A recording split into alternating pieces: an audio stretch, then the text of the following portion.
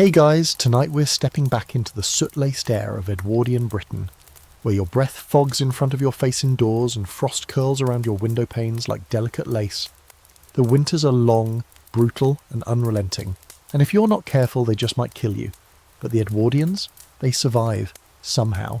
Maybe not all of them. Actually, statistically speaking, you probably won't survive this either.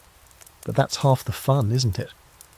So before you get comfortable, take a moment to like the video and subscribe, but only if you genuinely enjoy what I do here.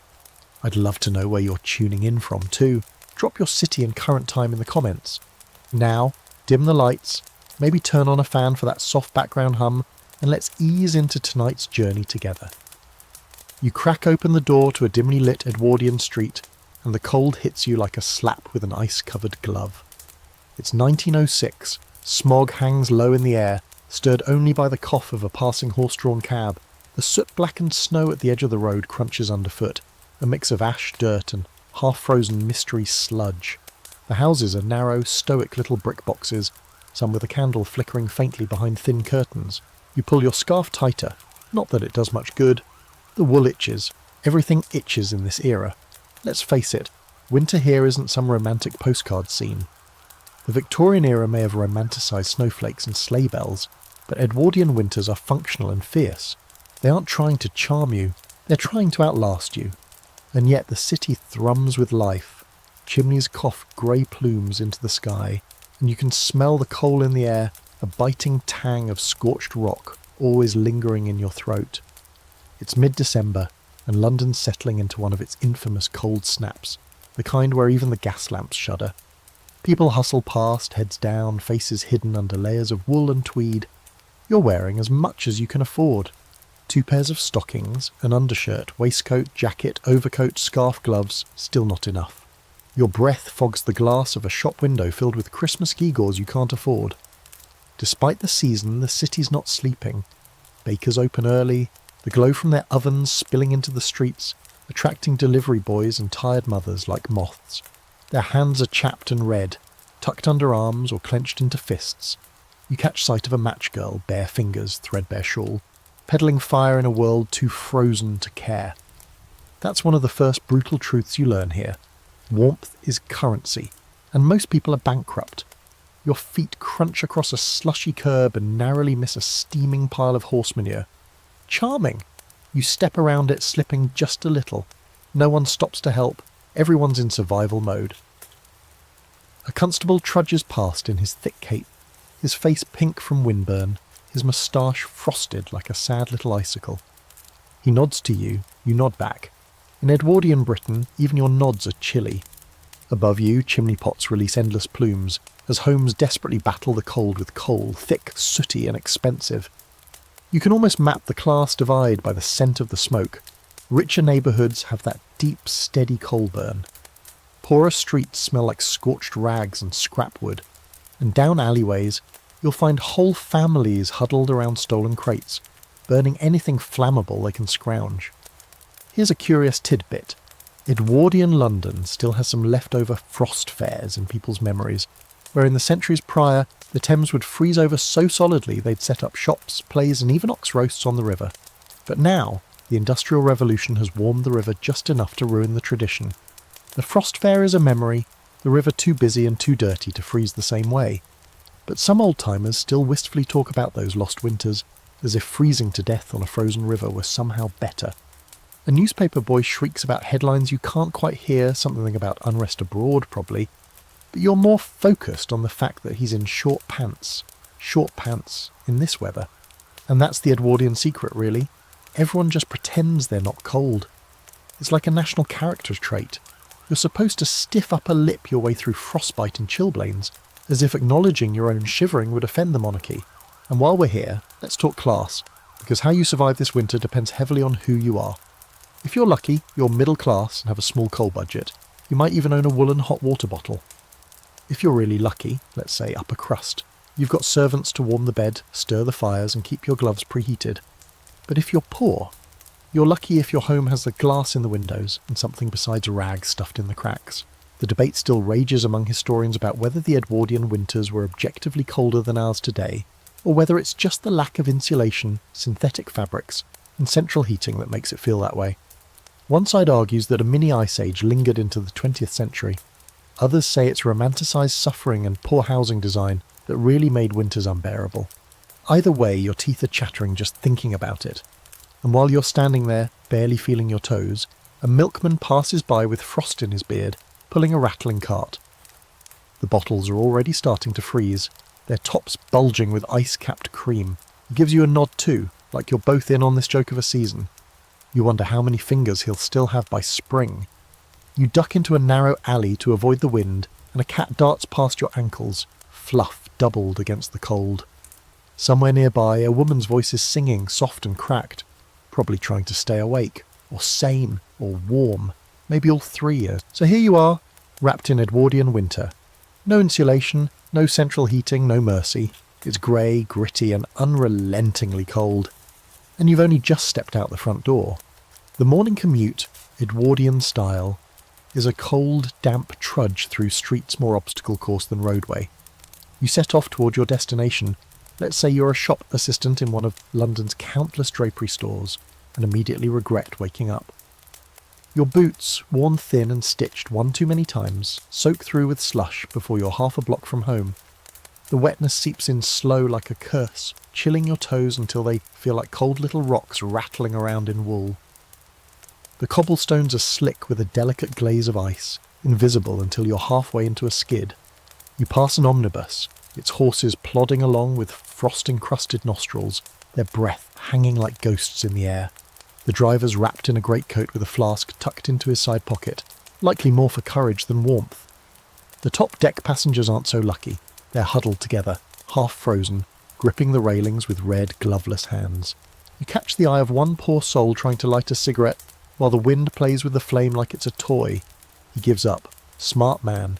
If you're upper class, or pretending to be, you might have the luxury of a brougham, or even a motor car, assuming it'll start in this weather. Edwardian engines are fickle creatures at the best of times. In winter, they're just frozen metal boxes with trust issues. You'd probably spend 20 minutes cranking it before giving up and asking the butler to push. But you walk. Everyone walks. You share the pavement with chimney sweeps, nannies with perambulators covered in thick wool, and delivery boys balancing bread trays on their heads. The smell of coal smoke hangs everywhere, a gritty perfume clinging to your hair and clothing. It mixes with the sharp scent of manure from the horses, the sour sting of city grime, and the occasional waft of something frying in lard, usually not something you want to identify too closely. You pass by a woman sweeping her stoop, her broom made of bundled twigs and her face set in a grimace. She nods, then spits on the ice to see if it'll melt. It doesn't. Your scarf is doing nothing anymore, just an itchy layer of damp wrapped around your neck, and your breath curls and clings like a second ghostly mouth. It's so cold your nose is trying to freeze shut. Honestly, it kind of succeeds.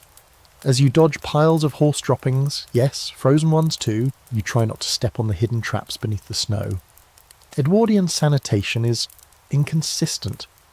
A snow-covered puddle might be a foot deep, or it might be something you never want to identify by touch alone. Sometimes, slush hides garbage or broken bottles, making your commute not just cold but hazardous to your health. One misstep and you're limping the rest of the way to work with an Edwardian tetanus cocktail brewing in your leg. The sheer amount of time you spend moving just to exist in this world is exhausting. Public transport exists, sure, but it's not heated, rarely punctual, and not immune to weather shutdowns. If the roads are too iced over, or the horses too spooked, your tram might simply not arrive. And if you're late to work, that's your pay docked, or your position gone. The Edwardian job market is about as forgiving as an iceberg. Now here's the quirky twist to all this misery. Edwardian etiquette still expects you to look presentable by the time you arrive. You're supposed to show up cleanish, composed, and with your hat in the right place. Never mind that your boots are soaked through and your coat's stiff from ice at the hems. There's a sort of national pride in pretending you're not affected by weather. A British endurance sport of quiet, frost-bitten dignity. Smile and soldier on. This is especially true if you work indoors with customers. A draper's assistant like you is expected to handle delicate fabrics with frozen fingers, all while maintaining a posture of warmth and grace. Heaven forbid you sneeze into the satin. And don't even think about warming your hands by the stove unless the manager offers first. Spoiler, he won't. Back outside, traffic begins to thicken. The city's waking up, and with it comes the grinding, slipping symphony of wheels on ice. Cart drivers yell at each other as wooden wheels spin uselessly on slick cobbles. Somewhere nearby, a horse loses its footing and goes down hard. People rush to help, not so much out of empathy, but because a collapsed horse is a traffic nightmare. They pour sand and ashes on the ice, an old trick, marginally effective, and try to coax the animal up with desperate murmurs and a bit of shouting. Eventually it stumbles to its feet, legs shaking, and the Serra road clears again. Just another morning.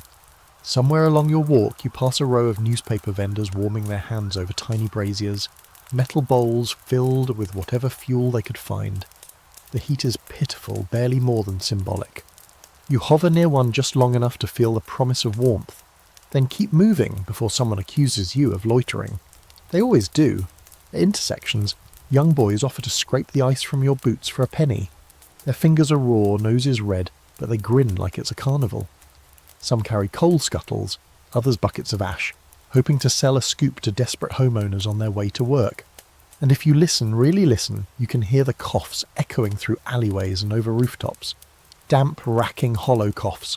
The kind that sound like something trying to claw its way out of a chest. Winter doesn't just freeze, it infects. There's some debate among historians about how well the Edwardians managed urban commuting in winter, especially with increasing industrial sprawl. Some argue they adapted remarkably well, even optimising work schedules and pedestrian routes. Others think it was sheer endurance. People just suffered more and complained less. There's little documentation from the working class, so most of what survives comes from wealthier observers who never had to scrape their boots clean in an alley puddle before clocking in. Eventually your workplace looms ahead, a narrow storefront, already fogged with condensation from the inside. The shopkeeper arrives just ahead of you, jangling his keys with frozen fingers. He doesn't greet you, just nods and grunts, unlocking the door while muttering about the pipes. They've frozen again. Of course they have. And so you step inside, feet soaked, cheeks numb, and hands aching from the cold. The shop is barely warmer than the street, and the fire hasn't been lit yet. You take your position behind the counter, your breath still visible as you greet your first customer of the day. Another morning survived. Barely. The first rule of surviving an Edwardian winter? Layer like your life depends on it. Because it does. Your closet, or rather, your wooden wardrobe that creaks like a haunted house, holds the key to whether you'll make it through the season without losing a toe. And what it holds is mostly wool. Thick, itchy, aggressively unfashionable wool. You start your morning ritual with the underlayer, a linen or cotton chemise, still vaguely damp from yesterday's wash, because nothing dries in this weather. For women, that's followed by drawers, yes, the split kind for convenience, then stockings, then maybe flannel petticoats or wool combinations if you're really in for a day outdoors. For men, it's long johns, always long johns. You tug them up with a grimace, because no one has invented elastic that doesn't dig in like a corset made by Satan. Now, let's talk corsets, still very much in play, especially for women in the middle and upper classes. You cinch yourself in, breath slightly abbreviated, because apparently being warm and able to inhale deeply are mutually exclusive. Over that go at least 2 bodices, maybe a thick skirt with another petticoat underneath. Everything adds bulk. You feel like a wool-covered armadillo. Men aren't much better off. You button your waistcoat with stiff fingers, then add a thick overcoat that weighs roughly as much as your self-esteem. Collar up, scarf on, hat secured. Gloves are a gamble. If you're wealthy, they're lined leather. If you're not, they're wool and riddled with holes you pretend not to notice. You look in the mirror and resemble a walking carpet sample. But hey, you're alive. Now if you're a child, things are even worse. Your parents will bundle you up in so many layers that you lose neck mobility. Scarves get wrapped over faces, often tied in back with enough force to gently strangle you. The goal isn't comfort, it's containment. You're a small squeaky parcel of wool and lace, arms outstretched like a penguin, trundling to school or the market or wherever else your caregivers decide to drag you. Here's the fringe fact you didn't ask for but are definitely getting. Some upper-class women in the dead of winter still wore open-work corset covers made of lace and silk, even if the temperature hovered near freezing, because heaven forbid your fashion sense be out of season. There's something wildly Edwardian about freezing to death elegantly. Inside homes, fashion collides with necessity. You wrap shawls around your shoulders.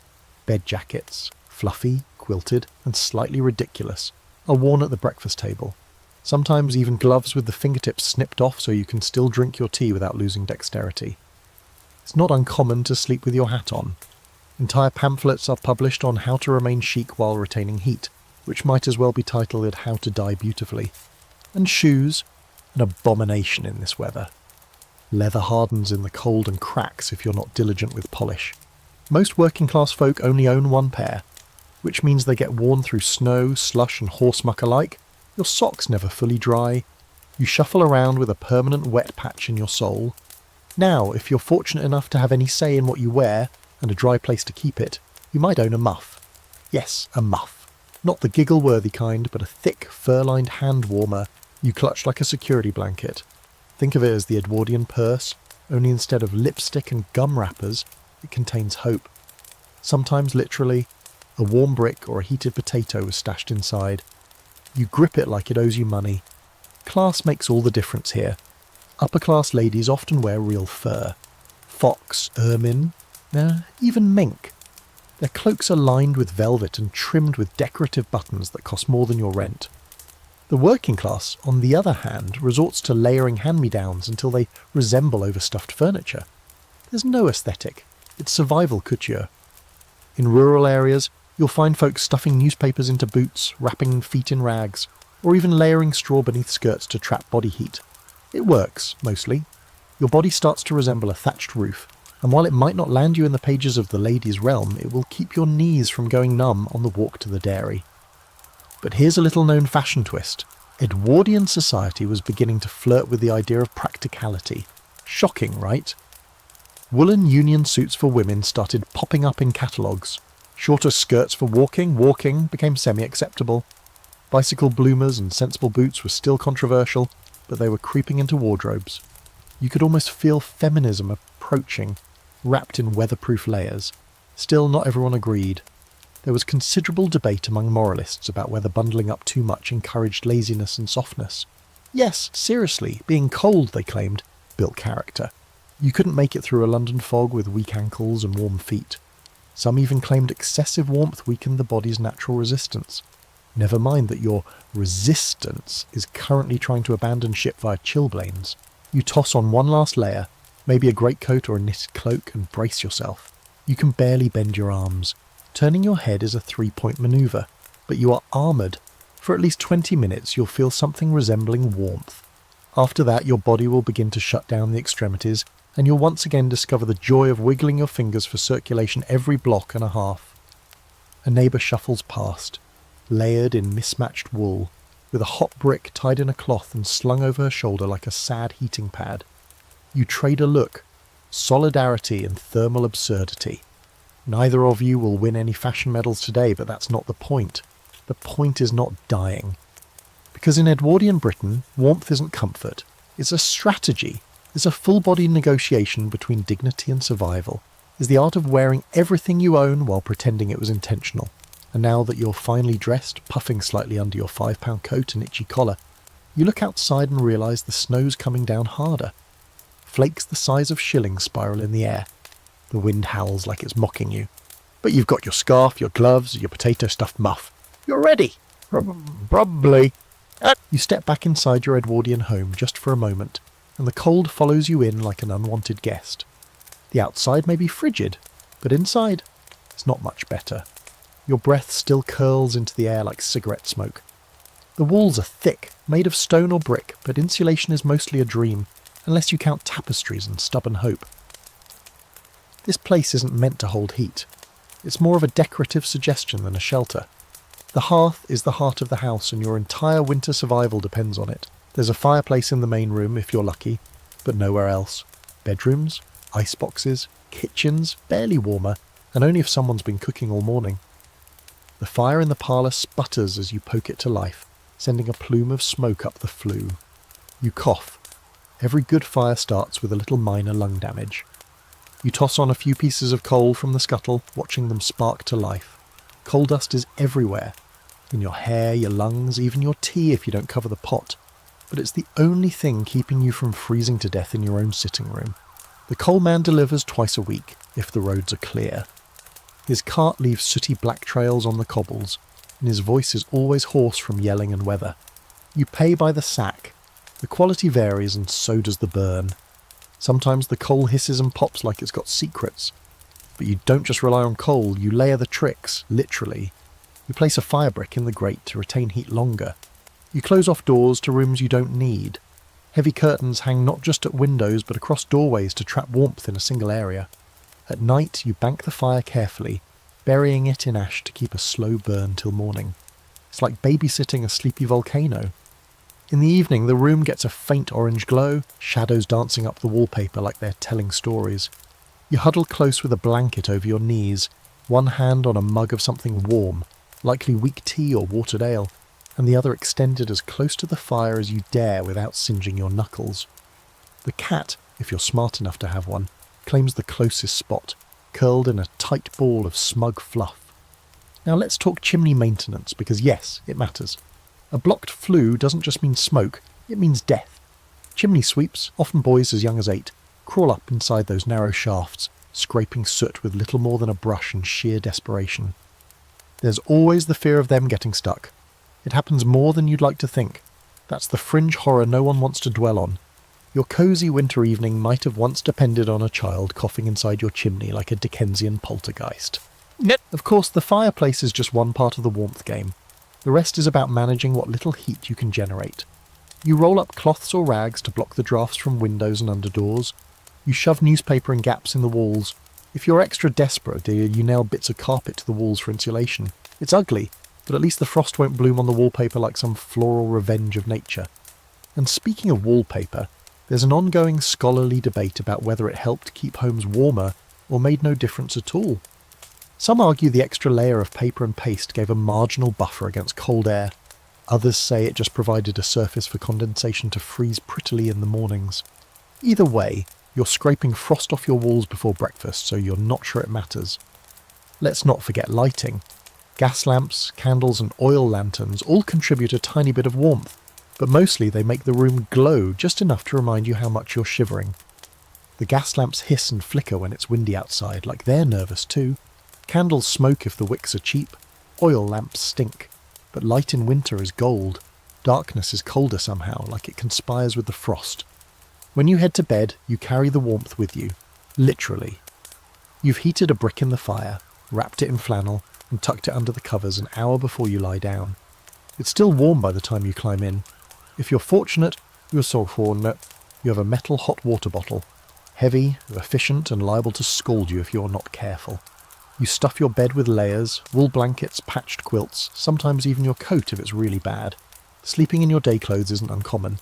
At least your body heat stays trapped. Sort of. And yes, you sleep with your hat on. Everyone does. And socks. You double them up, even though they keep sliding off in the night. The room itself is freezing. You can see your breath in the moonlight. If you stick your nose out from under the covers, it immediately regrets it. Some of the wealthy install heating stoves in their bedrooms, cast iron contraptions fed with coal or wood, but most people, they just endure. The morning ritual of dashing from the bed to the fireplace and lighting it with numb fingers is a universal misery. The cold in the morning is aggressive, stabbing into your bones like you owe it money. And here's your historical oddity for the night. Some families kept pigs, not just for food, but as literal bed warmers. Yes, pigs, warm, fat, and willing to share a blanket. Not exactly cosy in a perfume-ad kind of a way, but surprisingly effective. Chickens too in some households. If it's got body heat and doesn't bite, it's welcome in bed. As night deepens, your fire dwindles. The shadows stretch longer. You shuffle to the fireplace, poke the embers one last time, and hope the smoke doesn't curl back into the room again. The coal is almost gone. You make a note to buy more, even though the budget's tight, but you'll find a way. You always do, because Edwardian winters don't play fair. They seep into your walls, your sheets, your bones. They test your patience and your resourcefulness. But if you can master the art of keeping that one room warm, the one where you eat, sleep, dream, you might just make it to spring. Upstairs, the cold is a whole new beast. It doesn't matter how much coal you burned in the fireplace below. None of that heat has made the journey to your bedroom, The staircase is a wind tunnel, the banisters icy to the touch, and your breath fogs the air like you're standing outside on a moonless night. You pull your shawl tighter around your shoulders and shuffle to your room, each step accompanied by the dull creak of old floorboards, and the occasional betrayal of a cold draught slicing between gaps in the wall. The door to your bedroom opens with that familiar resistance, like the wood has expanded in the damp, and the chill that greets you is deep, still, and unwelcoming. Your mattress sits like a slab of refrigerated bread, and the sheets are so cold they seem to crackle as you peel them back. You consider leaving your boots on. You seriously consider sleeping in your coat. You've done it before. There's no fireplace here, only a faded rug, thin curtains, and the sense that someone forgot to inform this room it's part of a house and not a shed in the Arctic. You move quickly, because the goal is not a hopeless comfort. It's to get under the covers and stay very, very still until your body temperature climbs from near corpse to barely tolerating this. And then, just when you think you've reached maximum discomfort, you remember the chamber pot. Because yes, you will have to use the bathroom eventually, and no, there is no running water upstairs, and certainly no toilet. There's a chamber pot under the bed, which you use with the precision and desperation of someone who refuses to walk through an unheated house in the middle of the night. God help you if you're sharing the room. Chamber pot etiquette is not written down, but it is very, very real. In the morning someone, probably you, will carry it outside, praying the contents haven't frozen into some horrible lumpy sculpture. The poor in tenements sometimes empty theirs into communal cesspits that freeze over in winter, which causes all sorts of backup. It's a season of unpleasant improvisations. You climb into bed now, inching in like you're afraid to disturb the icy sheets, and pull the covers over your head. Underneath it's dark and still. You curl around your heated brick if you were lucky enough to get one tonight. It's wrapped in a sock, giving off a gentle, fading warmth. You cradle it like it's a newborn, except this one won't scream or inherit anything. The straw-stuffed mattress crunches softly beneath you. There's a smell, musty wool, cold air, maybe a bit of damp wood. The kind of smell you stopped noticing by February. You lie there stiff as a board, trying to fall asleep before your toes decide to stage a rebellion. And here's the real kicker. No one sleeps through the night in an Edwardian winter, not unless they're sedated with brandy or born with magic powers. The cold wakes you in the early hours, a creeping, numbing reminder that your little heat bubble has collapsed. Your nose is cold, your fingers ache. You pull the covers tighter and shift your body weight toward any patch of warmth you can find. Sometimes you can hear the sounds of others stirring. Floorboards groan as someone tiptoes toward the stairwell, maybe to stoke the fire, maybe to cough their lungs out in peace. A baby cries in the next room, short, sharp, almost apologetic. Someone whispers, probably offering comfort or just bargainings with fate for 5 more minutes of quiet. And the worst part, you can see your breath, inside your own bed. You blow a small cloud upward like a forlorn dragon. It dissipates slowly, trailing toward the ceiling. In the lamplight from the street outsider, you can see the frost feathering along the inside of the window panes. Delicate, beautiful, murderous. There's actually a superstition floating around that breathing in too much cold air while you sleep can turn your blood. Not literally, but people claim it thins you, makes you weaker. So folks tie scarves around their faces, or even sleep with a bit of cloth over their mouths, like tiny homemade masks. It doesn't do much except make you wake up with a damp cloth on your lips and the unsettling feeling you are suffocating slowly. By now, the chamber pot is calling. You try to ignore it. You try to will your bladder into submission. But it's no use. You groan, slip one arm out from under the blankets, and wince as the frigid air bites at your skin. You retrieve the pot with all the dignity of someone who's been thoroughly humbled by winter. When you're done, you tuck it back under the bed like a shameful secret and dive back beneath the covers, trying to find that tiny square of warmth left by your own body. Historians still debate just how bad these unheated bedrooms were. Some argue it built resilience, that Edwardians just accepted a kind of background suffering we modern folks can't comprehend. Others suggest the rates of respiratory illness and winter mortality tell a more honest story. Influenza, pneumonia, tuberculosis, they all thrive in cold, damp conditions, and Edwardian bedrooms might as well have been petri dishes for all three. The upper classes, of course, had their solutions. Bed warmers made of brass and filled with hot coals, heated water bottles with embroidered covers, servants who lit fires in their rooms an hour before bedtime, canopy beds with curtains to trap warmth, thick feather mattresses, and someone else to empty their chamber pots. Their winters were still cold, but more of an inconvenience than a trial. Meanwhile, you're a blanket burrito with trust issues. You drift in and out of sleep, your dreams weirdly focused on sun, fire, or being eaten by wolves, maybe all three. Every time you roll over, you wince at the icy sheets and wish absurdly for summer. But the real miracle? You'll do it again tomorrow night, and the night after. Because Edwardian winter doesn't care. It's not here to be poetic or picturesque. It's here to test your will. And as long as you can light that fire downstairs and make it to bed without freezing solid, you're still in the game. You wake up stiff and miserable with your body curled into a shape no spine was ever meant to hold. Your fingers ache. Your toes feel like they've spent the night in a bucket of snow. The window is glazed with a sheet of ice so thick it looks like the ghost of winter itself is trying to break in. You draw a deep breath, hoping the air will be a bit warmer. It isn't. It's biting, dry, and tastes faintly of old coal smoke and damp wool. This is where the real Edwardian magic begins, the slow, stubborn, daily climb out of frozen discomfort towards something that vaguely resembles functionality. Your first stop is the kitchen, or scullery, or shared basement stove nook, depending on where you fall on the social ladder.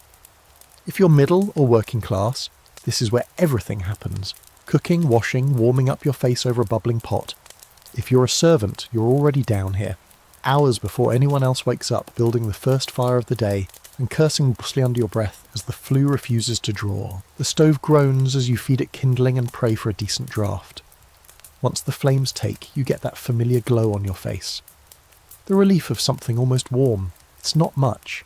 You can still see your breath, but at least you don't feel like you're being slowly cryogenically preserved anymore. You fill the kettle and set it on to boil. Everything takes longer in winter. The water's thick, reluctant. The flame under the kettle flickers like it's considering quitting. You wrap a shawl around your shoulders again, because yes, you've been wearing it all night, and start pulling out the day's breakfast basics. Oatmeal if you're lucky, bread if you're not. Maybe a bit of bacon fat spread thin over toast.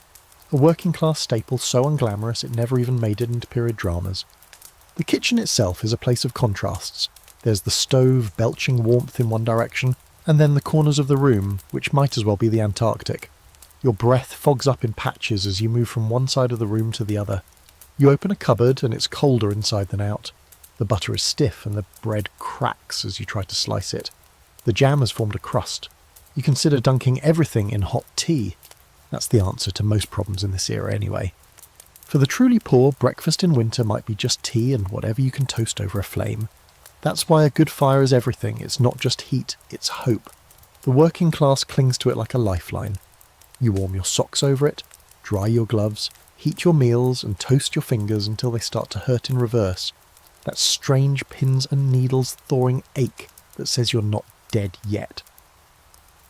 There's a trick people use to make breakfast more bearable. The kitchen chair pulled right up to the stove, turned sideways so your back gets the heat. You perch there like some squat monarch on a makeshift throne of discomfort, cupping your tea and soaking in every crumb of heat like it's being rationed. You don't talk much in the mornings. The cold takes language away. It replaces conversation with teeth chattering and the occasional bloody hell. And now let's talk about soup, because in the Edwardian winter, soup is king. You start it in the morning, letting it simmer all day. A bit of bone, maybe a chopped onion, carrots if you have them, barley when you're feeling rich. It's the sort of thing that smells better than it tastes. But it's hot and thick and fills you up in that weighted down, slow burn kind of a way. Every family has their own version, and most of them include ingredients that have no business being in the same pot. But when you're that cold, even weird soup is a luxury. The poorest neighbourhoods have communal kitchens or charity soup depots. You bring your own bowl or pot, stand in line with 100 other frozen souls, and hope they don't run out before you get there. The broth is thin, the bread's hard, but it's warm, and that makes all the difference. Winter hunger hits differently. It gnaws deeper. There's a fringe fact that sometimes gets passed around. Some families would stick soup in a can and tuck it in their coat to use as a makeshift hand warmer on the walk to work, then eat it later for lunch. Multi-purpose cuisine. That's Edwardian efficiency. Meanwhile, upstairs, you're figuring out how to wash your face without crying. The water in the basins freezing. Not just cold. Freezing. You break the surface tension like you're punching through glass. There's a little sliver of ice floating around in it. You splash it on your face with a small gasp that turns into a groan. The cold is a slap, a punishment, a dare. If you're middle class, you might have a small jug of hot water brought up by a servant, if you can afford one and if they didn't freeze their hands carrying it. But for most, it's a quick, miserable scrub. Teeth brushing happens with a dab of tooth powder and more icy water. The bristles on the brush are stiff from the chill. You wonder if your gums have gone numb or if they've just given up on sending signals to your brain. And your clothes, still damp from yesterday, you hold them up in front of the fire, trying to steam the worst of the chill out of them before you put them on. Underthings especially. You learn quickly to avoid putting on anything that's touched the outside wall overnight. It's practically frostbitten. You dress in layers again, your breath puffing in the room with every button fastened, every stocking pulled up. There's a silent desperation in winter dressing. You want to be warm, but also mobile. Your clothes crackle from dryness or stick to your skin from dampness.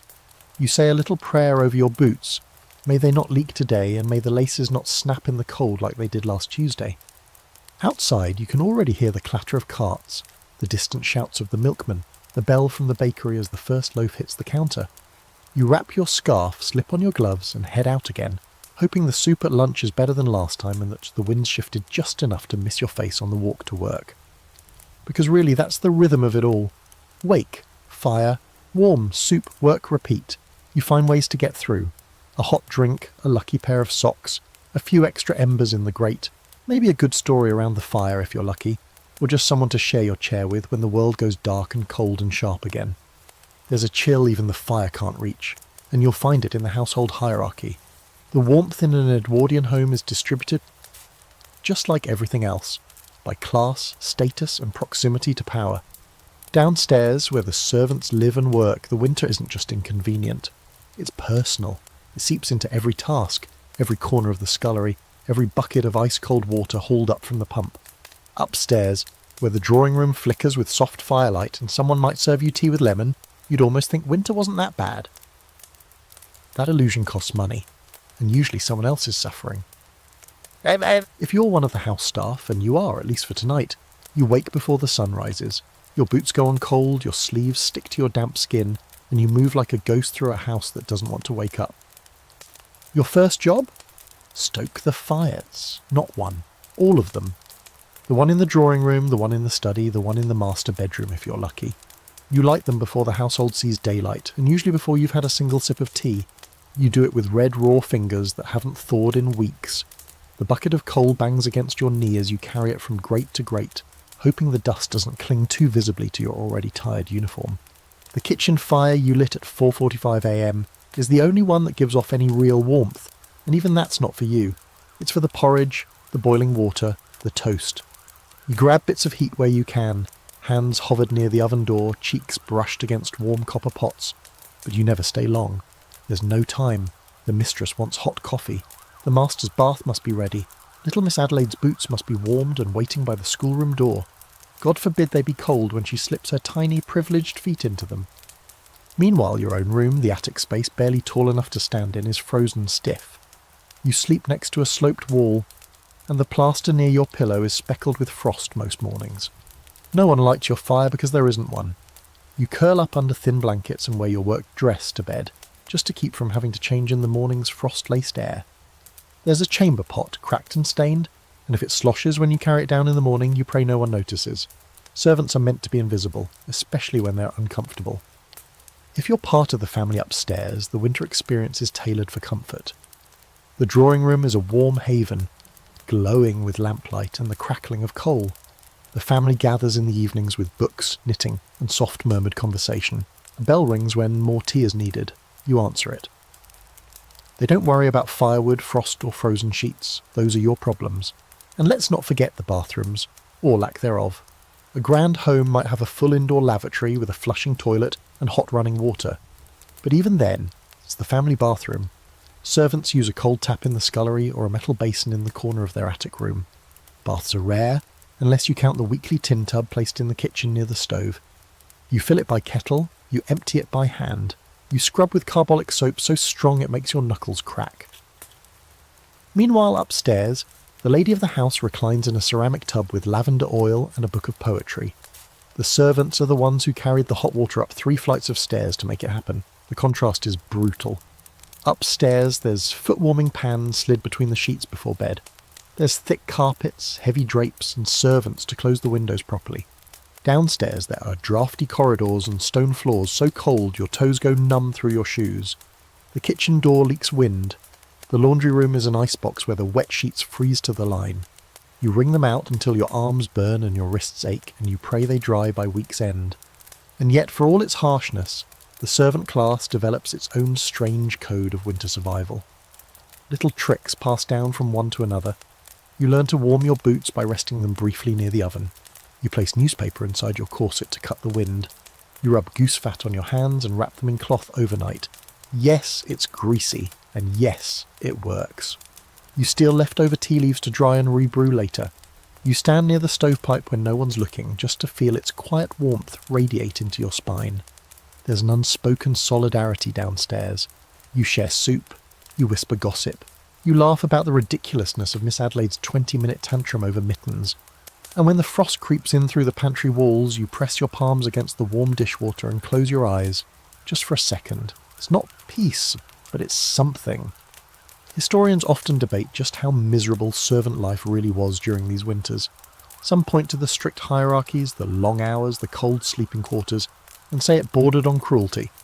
Others argue that for many young women and men, domestic service was one of the few options that offered regular meals, a roof, and at least some form of stability. What's less debated is the physical cost. The chilblains, the cracked heels, the frostbitten fingers, the endless low-level ache of a body overworked and underheated. And yet, life continues. You hang clothes out to dry, then bring them in, frozen stiff like planks of wood. You knead bread near the oven so your fingers thaw as you work. You pour slop for the pigs and chop carrots in gloves. You endure because you don't have a choice.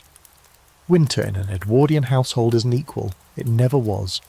The house may groan and creak as a single unit, but its warmth is compartmentalised, reserved for the ones who can afford not to think about it. Later that night, after the silver's polished and the fires are banked, you slip back into your attic room. You tuck your shawl around your shoulders and lie down fully dressed again. You listen to the wind rattle the window pane, and the faint clink of ice shifting in the gutter outside. Downstairs, the drawing room embers fade quietly. You close your eyes and think about hot tea, and maybe tomorrow, if the weather turns, you'll have time to stand in the kitchen a minute longer and feel the fire on your face. School in an Edwardian winter is a brutal initiation, an unspoken pact between generations that children, no matter how small or sniffling, must brave the elements and sit still in freezing rooms while trying to learn long division with fingers that barely bend. You pull on your stiff boots, button your jacket all the way to the chin, and head out the door, scarf flapping like a banner of reluctant obedience. Your satchel is slung over one shoulder, but the real burden is the cold which gnaws at your face before you even make it to the front gate. The walk to school isn't picturesque. It's damp, grey, and often perilous. The path is packed snow with patches of black ice waiting to send you sprawling into a puddle of icy shame. Snowballs occasionally fly, not the playful kind, but ones packed hard enough to raise welts, especially when launched by older boys with grudges and good aim. You trudge on, muttering into your scarf, trying to keep your hands jammed deep in your pockets. Gloves are a luxury. If you've got them, they are likely fingerless and full of holes, and you've already lost the matching pair 3 winters ago. Arriving at school offers no comfort. The building is a stone structure that retains cold like it's been carefully curated. The windows are tall, leaded, and draughty. You walk into the classroom and immediately feel your soul cry a little. Your desk is a splintered ancient plank with an inkwell frozen solid in its little groove. You breathe into your hands and blow on your ink pot, hoping it'll thaw enough to produce a single letter without cracking your nib. The teacher, bundled in a wool shawl and the kind of grim patience only educators possess, claps her hand sharply and announces that the lesson will begin. She's got a cane by her side, not just for discipline, but possibly to fend off frostbite. The chalkboard squeaks, you shiver. The air smells of damp wool, coal smoke, and boiled cabbage from someone's lunch pail. You settle in. Your fingers, already numb, struggle to grasp the pencil. Writing is an act of courage. The ink doesn't flow, and your breath leaves damp circles on your exercise book as you hunch closer for warmth. Slates are common in the younger classes, and every time you write, your chalk squeals and the board's surface sticks slightly. Cold on cold. The girl next to you sneezes into her sleeve, sniffles loudly, and carries on like it's nothing, because it is nothing. Everyone's sniffling. Everyone has a cough. The cold is constant background noise, so are the sore throats, the red noses, and the desperate desire for someone to drop a hot brick in your lap. Recess offers no relief. You're shuffled out into the yard with instructions to get fresh air, which in practice means skidding across the ice or huddling in a group behind the outside privy, where the wall blocks the wind a little. There are always a few who try to play, kicking a frozen ball around or organising a short-lived snowball skirmish, but most just stand there, arms crossed, teeth chattering, waiting for the bell to call them back inside to their semi-frozen desks. Latrines, if you're wondering, are outdoors. Cold, grim, and barely better than going behind a tree. You hold your breath as long as possible and hope no one followed you to pull the door open mid-squat.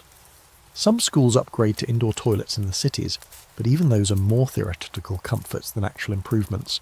Water pipes freeze, doors don't close properly. You return to class with the cold still clinging to your legs like a wet stocking. Lunch is a glimmer of hope.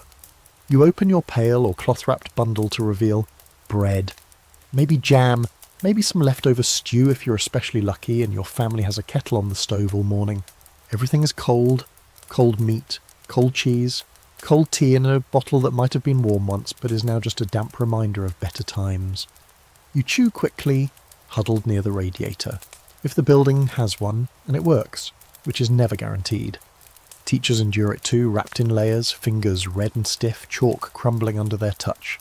They keep teaching though.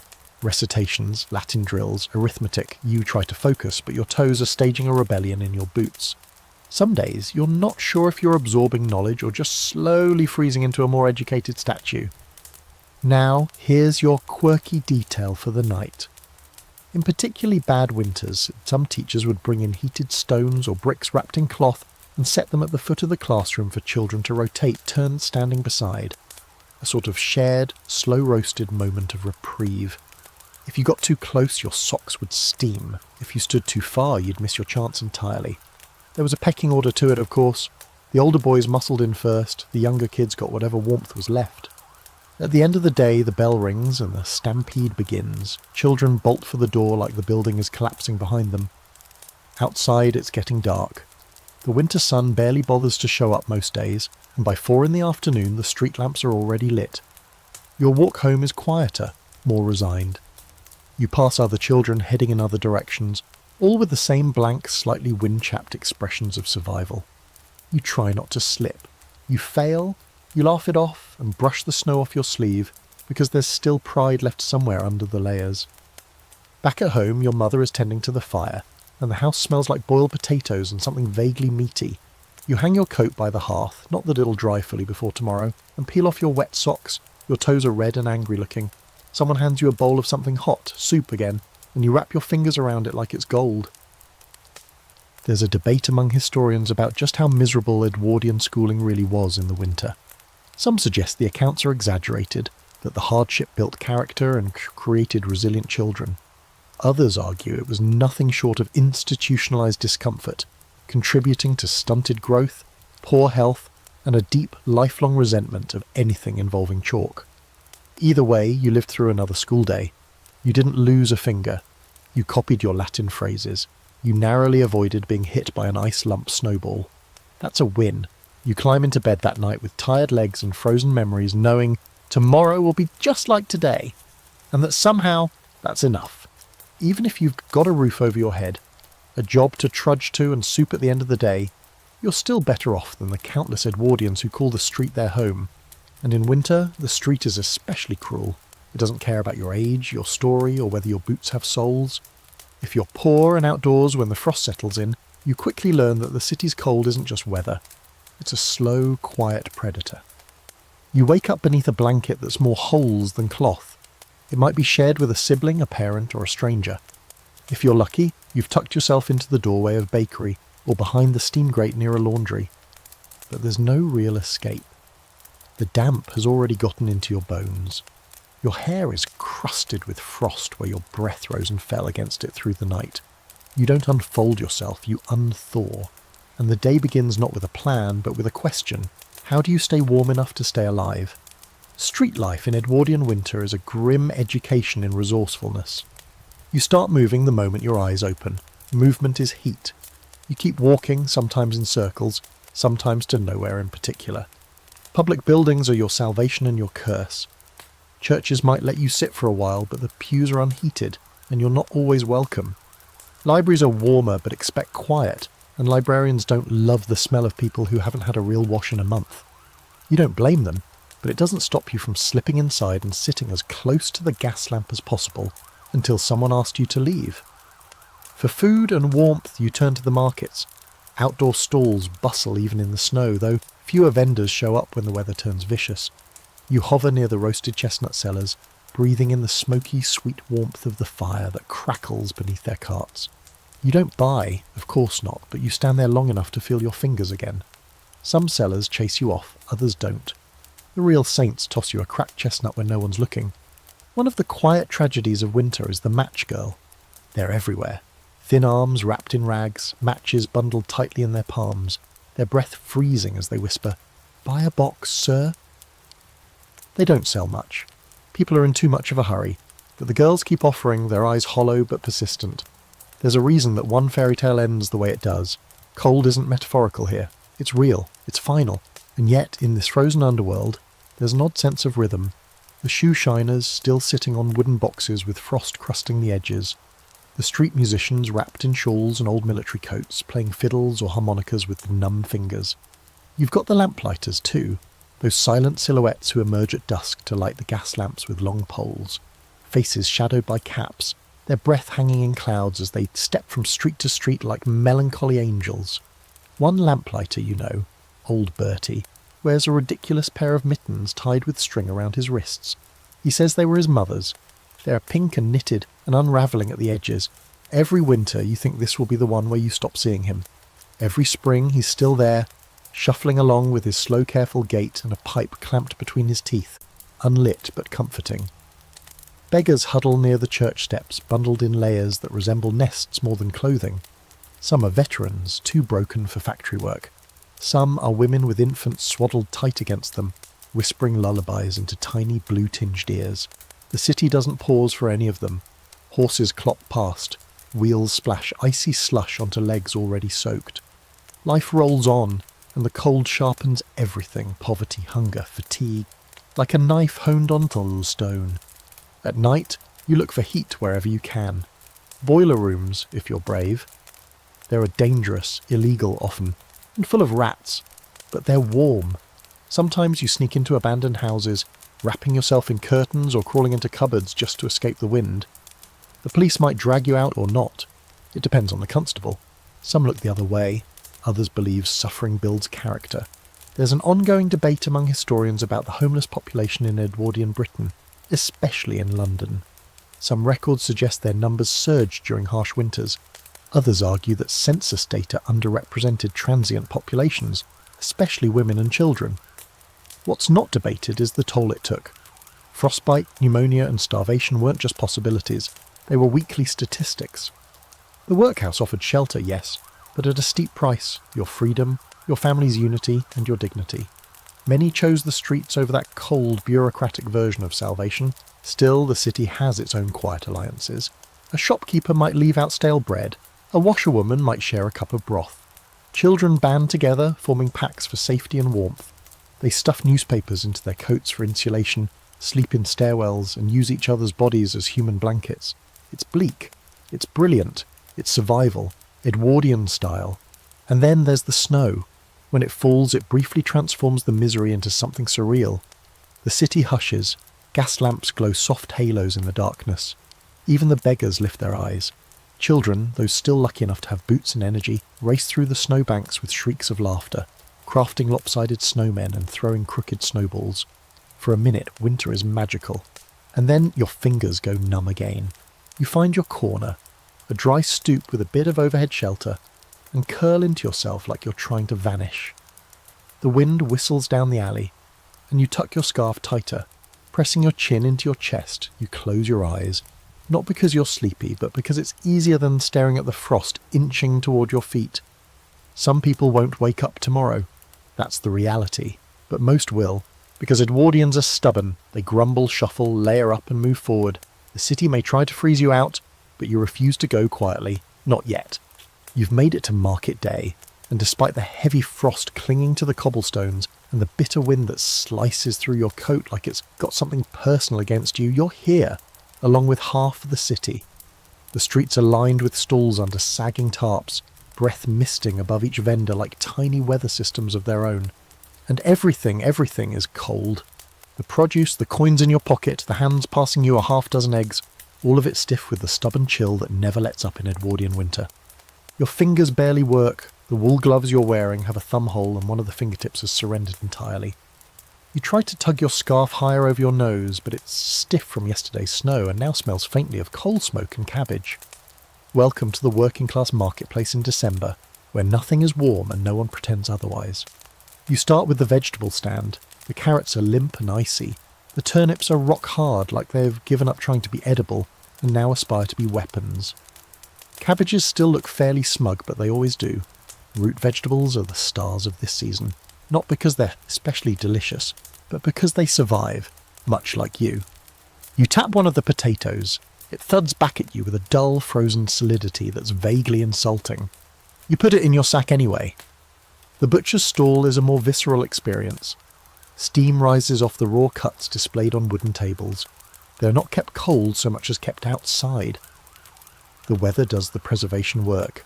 Chickens hang by their feet from iron hooks, their eyes dull and glazed.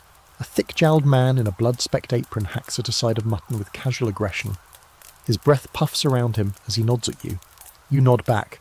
Polite silence is the currency here, along with the shillings clutched in your shaking hand. Meat is expensive. Maybe you settle for scraps, neck bones, lard trimmings, maybe even a slice of calf's head if you're feeling extravagant. You're planning soup again. Always soup. It stretches better than anything else and warms you from the inside out, at least until the walk home refreezes your intestines. The fishmonger is doing a roaring trade, oddly enough. He's surrounded by crates of herring packed in ice. Not that the ice is needed. The fish stare up with glassy, unamused eyes. Salted cod sits beside smoked eels coiled like grumpy noodles. If you're lucky, you get a deal on yesterday's kippers. If not, you get whatever's cheapest and hope it doesn't taste like the bottom of the Thames. Let's not ignore the smell. Winter doesn't mask odours, it mummifies them. Every scent lingers in the cold air like it's frozen mid-sneeze. You get whiffs of fish guts, smoke, overripe onions, wet wool, and someone's unwashed dog. Occasionally something sweet wafts in from the baker's stall. Fresh rolls, molasses cake, maybe warm treacle bread. It hits your nose like a dream you can't afford. You loiter near the stall, letting the warm scent wrap around your face for just a second too long before the baker eyes you suspiciously. And then there are the hands. Everyone's hands. Red, chapped, cracked open at the knuckles. Sellers warm their fingers by lanterns or blow into their palms between transactions. Some wear gloves with no fingers so they can handle coins. Others just power through, numb and grimacing, as they weigh out beans or pour milk from a near-frozen jug. You hand over your coins with stiff fingers, trying not to fumble. Every coin dropped is a miniature tragedy, especially if it lands in the slush. Oh, and let's talk about slush. Market slush is not normal slush. It's not cute or festive. It's a half-frozen, half-liquid stew of snow, ash, manure and mystery juice. Every step is a gamble. The hems of your skirt or your trousers get soaked, and then the water freezes. You feel it stiffen as you walk, your clothing slowly transforming into icy armour you never asked for. The cobblers have a table too. They've got rows of leather boots, some new, some clearly second-hand, and most with price tags that make you laugh softly to yourself, but people still stop. They press down on soles, eye the stitching. Consider how many more winters they can get from one last patch job. The cobbler's hands are like bark, knotted, cracked, permanently stained. He works with hot glue over a brazier, smoke rising around him in lazy spirals. You overhear one of the barrow boys coughing behind a stack of crates, an ugly wet cough that sounds like it's lived in his lungs for decades, even though he's no older than 10. He wipes his mouth with a sleeve and keeps hauling. There's no rest here. If you stop moving, you stop earning. If you stop earning, you stop eating. If you stop eating in a winter like this, well, you already know how that ends. There's a fringe story often told about market vendors using hot potatoes as both lunch and hand warmers. You buy one, clutch it like a holy relic, and nibble the ends when the skin splits open. It's not a full meal, but it's something. You pass another buyer doing the same. You nod at each other like fellow soldiers, and then there's the bartering. Coins are scarce. People trade eggs for candles, scraps of cloth for soup bones, even labour for firewood. The deals are made in mutters, often sealed with a handshake, sometimes just trust. It's an economy of desperation, but also of mutual understanding. Everyone's cold, everyone's tired, no one's pretending anymore. There's debate among economic historians about just how flexible Edwardian winter markets really were. Some argue they were rigid and exploitative, especially toward women and children. Others highlight the informal support systems, the cooperative spirit in slum markets, and the way vendors adjusted prices just enough to keep regulars from starving. Both are probably true. It depends on the stall, the cellar, the day. You finally make your way toward the edge of the square, arms full of parcels wrapped in reused paper or bundled in cloth.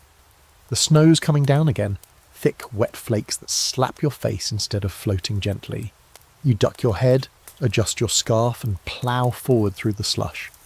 By the time you reach your street, you can't feel your feet. You can't feel your face either. Your stomach's growling, but at least you have food. At least you made it through another market day. Another cold negotiation with a city that never seems to warm up. You open the door to your home and are met with a weak puff of warm air from the single fire in the hearth. You kick off your frozen boots, shake the snow from your shoulders, and begin unpacking. Turnips, a fishtail, half a loaf, and a few sad-looking leeks. But to you it's treasure. Tonight there will be stew, and that's enough to get you through tomorrow. Once a week, if you're lucky and the coins have stretched far enough, you trade the numbness in your limbs for something rare, something coveted, something practically sacred in an Edwardian winter. A proper bath. Not just a wipe with a rag near the stove, not a hopeful dab at your face with frozen water from a basin, but a full, body-immersing, steam-filled heavenly bath. And unless you're among the few with your own tub, and someone else to fill it, it means a trip to the public bathhouse. You brace yourself as you step into the icy street again, towel and soap tucked in a bag beneath your arm, eyes half watering from the wind's slap. The bathhouse isn't close, and the snow today is thick, falling in heavy flakes that stick to your coat like a personal snowstorm. But the thought of hot water drives you forward. That and the memory of last week's bath, which nearly made you cry with gratitude. From the outside, the public baths don't look like much. A squat brick building, soot-streaked, and always surrounded by people waiting their turn. You push through the door, and instantly the air changes. It's warmer. Not quite warm, but warmer. Your face begins to thaw. You smell damp stone, mildew, and strong soap. It's not luxurious. It's utilitarian. But you're already 10% less frozen just standing here. There's a line, of course. There's always a line. Everyone's red-nosed and hunched, shifting on the balls of their feet, clutching their coins and towels like pilgrims waiting to be reborn. You see familiar faces. An old woman with her hair wrapped in a scarf. A chimney sweep with soot still smudged in his ears. A pair of giggling girls who chatter about the cold like it's a guest who's overstayed. You pay your penny, or more depending on the bath, and are handed a key to a cubicle. The floors are wet. Your breath still fogs. The walls echo with splashes and the soft slap of skin against water. Some people sing, others groan softly as they lower themselves into the tubs. You make your way to your assigned stall and open the door. Inside, a chipped porcelain tub, a rusted spout, a wooden slatted floor, and a hook for your clothes. That's it. The bath is pre-filled with hot water, sometimes hot enough, sometimes not. You close the door and strip quickly, body covered in gooseflesh, teeth clenched. The moment you sink into the water, it steals your breath. It is glorious. For one perfect moment you feel alive again. Your muscles unclench, your fingers tingle. Your feet begin to remember what circulation feels like. The warmth seeps into your chest like a hug you didn't know you needed. You close your eyes and let your head fall back, the sound of other bathers fading into a blur of gentle splashes and distant voices. It's a sacred kind of silence. But of course nothing good lasts. There's a time limit. You scrub fast either using the rough soap provided, or your own if you brought it. You scrape away layers of coal dust, sweat and winter grime. Your skin turns red, not from heat but from the friction of effort. You rinse, splash and soak as efficiently as possible, aware of the attendant's ticking pocket watch somewhere outside the door. Here's the fringe bit. Some Edwardians brought onions into the bath, not to eat but to press under their arms. It was thought that onions pulled out bad humours or neutralised odour. You never tried it, but once you saw a woman toss one in like a bath bomb, it bobbed there between her knees. The smell was unforgettable. When time's up, you stand reluctantly, water streaming down your body, the cold air rushing back in with cruel precision. You towel off, pulling on underthings that still feel damp from their time in your bag. Your skin is clean, yes, but already your fingers are starting to chill again. Still, for the first time in a week, you're not crusted in ash or wearing 3 layers of filth. Your scalp tingles, your nails look like they belong to a human again. For the upper classes, this experience is daily. Drawn baths, private tubs, perfumed soaps. Servants carry steaming jugs of water upstairs, draw curtains, and place towels by the fire. Some homes even have early indoor plumbing. You've heard whispers about heated floors and wall-mounted towel racks. Sounds like fantasy. In your world, water is heated on a stove, poured into a tin tub, and reused until it resembles tea with a hint of leg. There's a debate among hygiene historians, yes, that's a thing, about how transformative the public bath movement really was. Some say it revolutionised public health and dignity, giving the working class access to the cleanliness that hadn't existed in centuries. Others argue it was inconsistent and paternalistic, treating cleanliness like a moral obligation rather than a human right. Still, you know this. Stepping out of the bathhouse into the cold is different from walking in. You carry the warmth with you for a while. You walk home slower than usual, savouring the heat that clings to your skin beneath your clothes. The snow is still falling, gentler now. Your boots squish, but your toes aren't numb for once. You pass a child playing with a snow-crusted dog. A man lights a pipe with trembling fingers. A shopkeeper tosses slush from his doorstep with a scowl. You step back into your house, cheeks flushed, hair still damp. Someone remarks you smell cleaner than usual. You don't bother responding, you just sit near the fire, towel draped around your shoulders like a victory banner, steam curling off your skin as if you've been forged anew. Later you'll be cold again, you'll be dirty, the layers will come back on, but for tonight, you've remembered what it's like to feel clean, to feel warm, to be you, beneath the grime. And in the heart of Edwardian winter, that's something like magic. There's a scratch in your throat that wasn't there yesterday. Not quite pain, more like sandpaper pressed softly against your insides. You ignore it. Everyone ignores the first sign. It's winter after all. Coughs come and go like buskers. You press a hand to your forehead. Cool, maybe even cold. That's normal. It's the air, the frost, nothing to worry about. But by the time midday rolls around, your nose is running, your eyes itch, and your head feels like it's been packed in woolen bricks. Welcome to the Edwardian version of the winter flu, a seasonal guest that shows up uninvited and overstays its welcome. You wrap your scarf tighter and keep moving. You have to. The Edwardian world doesn't hit pause just because your joints ache and your bones feel like glass. There's coal to fetch, bread to buy, and laundry that won't wash itself. You work through the fever, cheeks flushed from something that isn't just the fireplace's glow anymore. The cold isn't the worst part. It's the knowledge that your body might just be losing the battle. And here, in this era, that can go sideways fast. Medical care in the early 1900s is a strange beast. Part science, part superstition, and all done in drafty rooms by men with impressive facial hair. You've got options, but none of them are great. The local doctor might stop by if you can afford it. His black bag clinks when he walks, full of glass bottles and sharp instruments. He smells of pipe smoke and strong soap. He'll peer down at you with watery eyes, poke at your glands, maybe listen to your chest with a stethoscope colder than death itself, and mutter something about rest and fluids. Then he'll leave you with a bitter tincture and a bill that makes your stomach twist harder than the fever does. But if money's tight, and let's face it, it is, you turn to home remedies. They are passed down like heirlooms: onion syrup, turpentine rubbed on the chest, goose fat layered with a flannel strip. Mustard plasters are popular, slapped onto the skin like spicy regrets, and left until your chest feels like it's being punished for existing. You've tried hot lemon water, though lemons are expensive. More likely it's hot vinegar. Some people swear by honey and whiskey, some just go straight to whiskey. There's always someone nearby with a firm opinion. The neighbour swears by a sock full of salt tucked under your pillow. Your aunt insists you eat nothing but beef broth and keep your feet wrapped in newspaper. Your friend says you need to sweat it out, so now you're lying in bed under 3 quilts and your Sunday coat, cooking in your own misery. Someone else recommends raw garlic. You try it. You smell like a haunted deli. The cold doesn't care. When it gets worse, and it always gets worse before it gets better, you lie in bed and wonder how people survive this every year. Your throat is a scraped tunnel. Your nose runs endlessly, but somehow also blocks up like someone's crammed wax in your head. You ache everywhere. There's a chill behind your eyes that no fire can touch.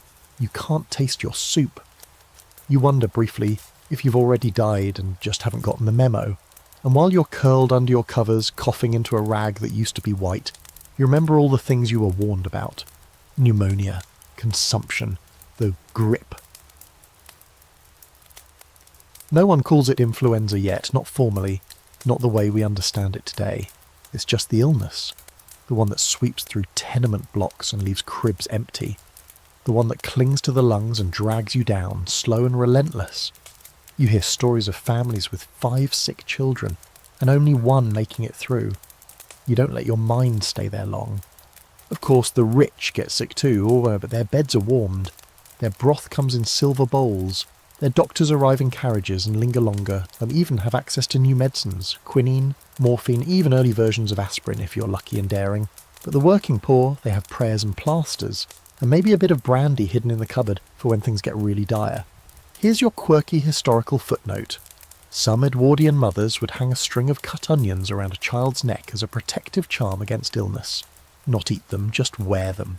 All day, in public, to absorb the sickness, supposedly. You can imagine how popular that child became at school. The scholars are divided on how effective Edwardian medicine actually was in dealing with common winter illnesses. Some point out that access to even basic medical care was still a class privilege, and home remedies, however earnest, couldn't always compete with the diseases of the time. Others note that these communities developed surprisingly effective survival tactics. Early signs of dehydration were managed, diets adjusted, fresh air emphasised and sometimes too much, and herbal knowledge passed on with care. The truth probably lives somewhere in the middle. Eventually your fever breaks, or it doesn't. You lie there shivering, sheets damp with the sweat, mouth dry as chalk. Someone brings you tea. It's lukewarm and tastes like boiled carpet, but you sip it anyway. You breathe through your mouth because your nose is still at war with itself. Your ribs hurt from coughing. Your voice is gone, but your eyes open a little easier, and the light doesn't stab your brain quite as hard. That's how you know you're on the upswing. The recovery is slow. You drag yourself from bed one day and sit in a chair near the fire, swaddled like a baby in shawls and blankets. You eat soft bread. You sip broth. Your face still feels like someone else's. But you're vertical, that counts. You will still cough for weeks. That's the Edwardian after effect. The catarrh sticks around like a guest who can't take a hint, but you made it. And next week, when someone else starts coughing and blowing into a rag at the market, you'll give them a sympathetic nod. Maybe even offer your last onion, because in this world, that's what passes for both medicine and kindness. Not everything about Edwardian winter was misery layered in damp wool and soot. For the upper crust, it was also a season of thrill-seeking wrapped in tweed and fur, a brisk exhalation of cold air in the countryside, and an opportunity to look stylish while doing something mildly dangerous. You, tonight, are wearing your good gloves, perched on the edge of a horse-drawn sleigh in the freezing countryside, pretending not to care that your nose is numb and you can no longer feel your upper lip. This is leisure, darling. Just nod and look picturesque. It starts with the hunt. Fox hunting in winter is not for the weak-stomached or weak-willed. You wake before sunrise, wrap yourself in every tailored layer you own, and join the others for a quick nip of brandy or sherry to steel the nerves. The grounds are blanketed in frost. The horse's breath steams in the dim light. You mount with a grace that masks your inner prayer that you won't slip off and become a cautionary tale.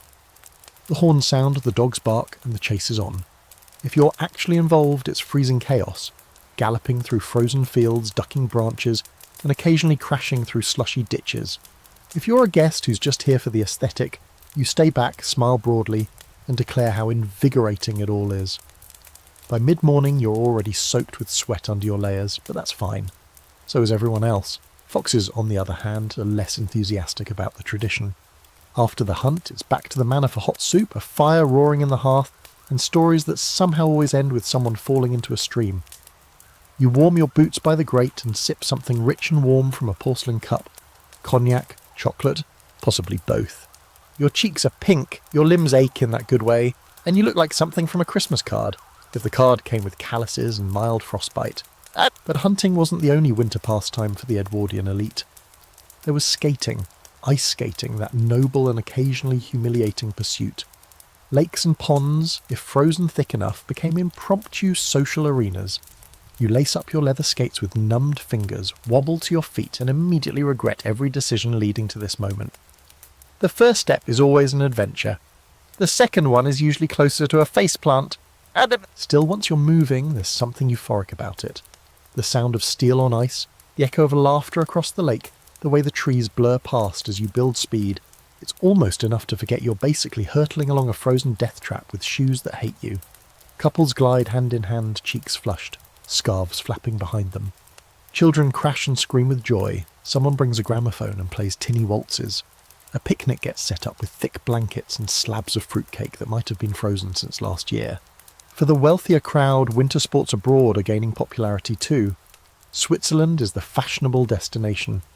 Tobogganing down the Cresta Run in St. Moritz becomes a badge of boldness, or lunacy. You hurtle down a twisty ice-packed track, essentially steering with your body weight and blind optimism.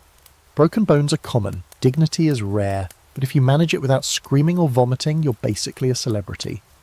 Back home, you might also try curling, snowshoeing, or winter walks with titles like the Bracing Constitutional. These involve trudging through snow-covered estates with a cane, a pipe, and someone behind you to carry the tea flask. You pause occasionally to remark on the beauty of the frost-covered hedges and secretly check if your toes are still attached. The idea is to act as though you're enjoying every frozen second. Suffering in silence is not only noble, it's fashionable. There's always a return to the manor at the end, wet clothes peeled off in tiled mudrooms, servants waiting with slippers and towels, fires that crackle like applause for your winter gallantry. You change into something dry, wrap yourself in a fur-lined robe, and collapse onto a divan with a sigh that says, "Yes, I am alive, and yes, I did fall in the stream, thank you." Here's your quirky fact for the evening. Fashionable Edwardian women sometimes wore fur-trimmed skating coats that were so long and elaborate they dragged behind them like wedding trains. They'd skate with one arm elegantly raised and the other trailing the coat like a sentient blanket. It looked stunning. It was also wildly impractical. More than one society column recorded a near drowning in ice when a lady's hem caught a crack and sent her skidding into the water like a Victorian swan dive. Of course, leisure like this is reserved for the wealthy. The working class doesn't skate on ponds. They slide along frozen puddles outside factories, laughing as they fall into heaps. They don't hunt foxes, they chase coal carts, hoping to gather the bits that fall off. Their winter sports are improvised, spontaneous and rarely elegant, but they're joyful in their own way. A snowball fight in a narrow alley, a sled made from a flattened coal sack, a dash across an iced-over canal with your mates, hearts pounding, shoes slipping. Scholars still argue about whether these winter leisure pursuits were signs of cultural flourishing or simply a way for the rich to perform status while ignoring the suffering around them. Probably both. The upper class found ways to romanticize the cold, the poor just survived it. But tonight, you're warming your fingers on a mug of hot mulled wine, your legs still shaky from the skating you pretended to be good at. Laughter echoes down the hall, someone sitting at the piano, playing a soft tune. Outside, snow begins to fall again, coating the grounds in fresh, undisturbed white. It's peaceful, even pretty. You know this won't last, the fire will dim, the wind will pick up, and tomorrow the winter will come knocking again. But for now, you curl your feet under the blanket, feel the last sting of cold in your cheeks, and allow yourself this one luxury to be warm and amused for just one Edwardian evening. The thing about Edwardian winters is that they were long, unforgiving stretches of grey and white, days that blurred together under the weight of coal smoke and cold fingers. But then something happened near the end of December. Something bright, something loud, something with a turkey. Christmas for the Edwardians wasn't just a holiday, it was a full-blown seasonal strategy. A ritualized warmth bomb dropped smack in the middle of an otherwise soul-numbing winter. And for one brief glittering stretch of days, you weren't just surviving, you were celebrating. It begins at the hearth, where pine branches, dragged in from the frozen woods, are arranged with all the enthusiasm of a pagan who's just discovered interior design. Ivy snakes across the mantel, berries pop like bits of accidental colour, and oranges, real, juicy, impossible oranges, are placed in bowls like trophies. You've been hoarding them for weeks. They cost more than they're worth, but nothing says we're pretending this winter is magical, quite like citrus in the snow. Even the poor make an effort. You string cranberries or scraps of red cloth. You light more candles, cheap wax stubs that spit and hiss, but still offer a golden glow. Children draw holly leaves on scraps of newspaper. The soot on the walls seems to retreat for a few days, or at least you stop noticing it. Everything smells like cloves, potatoes, and damp wool. And yet somehow that combination is comforting. If you've got a bit of money, there's a Christmas goose in your future. If you're really lucky, maybe even a turkey, an imported American fad that's working its way onto British tables with stubborn ambition. You baste it with drippings, stuff it with chestnuts or onions, and cook it over the hearth, turning it slowly by hand or on a spit. The whole house fills with its scent, the kind of smell that lingers in your clothes for days like a warm, savoury ghost. Puddings are made weeks in advance, dense, dark things filled with dried fruit, booze, and possibly hope. You wrap them in muslin, tie them with string, and hang them near the ceiling beams like culinary wind chimes. Come Christmas Day, you steam them for hours until they tremble like nervous jelly. Then you douse them in brandy and set them on fire. The flames rise blue and glorious. Everyone claps. You cough a little on the smoke and smile anyway, but the food is just part of it. The real power of Christmas lies in its distractions. Parlour games, card tricks, impromptu plays performed by children in ill-fitting paper crowns. You pull crackers and read the jokes out loud, even though they're terrible. Especially because they're terrible. Everyone laughs too loudly. It's the sound of people forcing joy through chattering teeth. Music swells through the house. Carols, if someone can play the piano. Off-key singing, if they can't. In cities, carolers appear at the door, cheeks flushed, lanterns flickering. You give them a coin or a biscuit, or maybe just a smile, and a moment of not being alone. In the countryside, you might walk to church through frost-covered hedgerows, each breath rising in silver curls as the bell tolls in the distance. Inside, the church is cold, but you feel warmer just being there, surrounded by neighbours and the low hum of togetherness. Here's your quirky holiday detail. The Edwardians had a thing for dead birds. Not just cooked ones, taxidermy, decorative, festive. You could buy Christmas cards adorned with lovingly sketched robins lying motionless in snow. It was supposed to be poetic. Peaceful.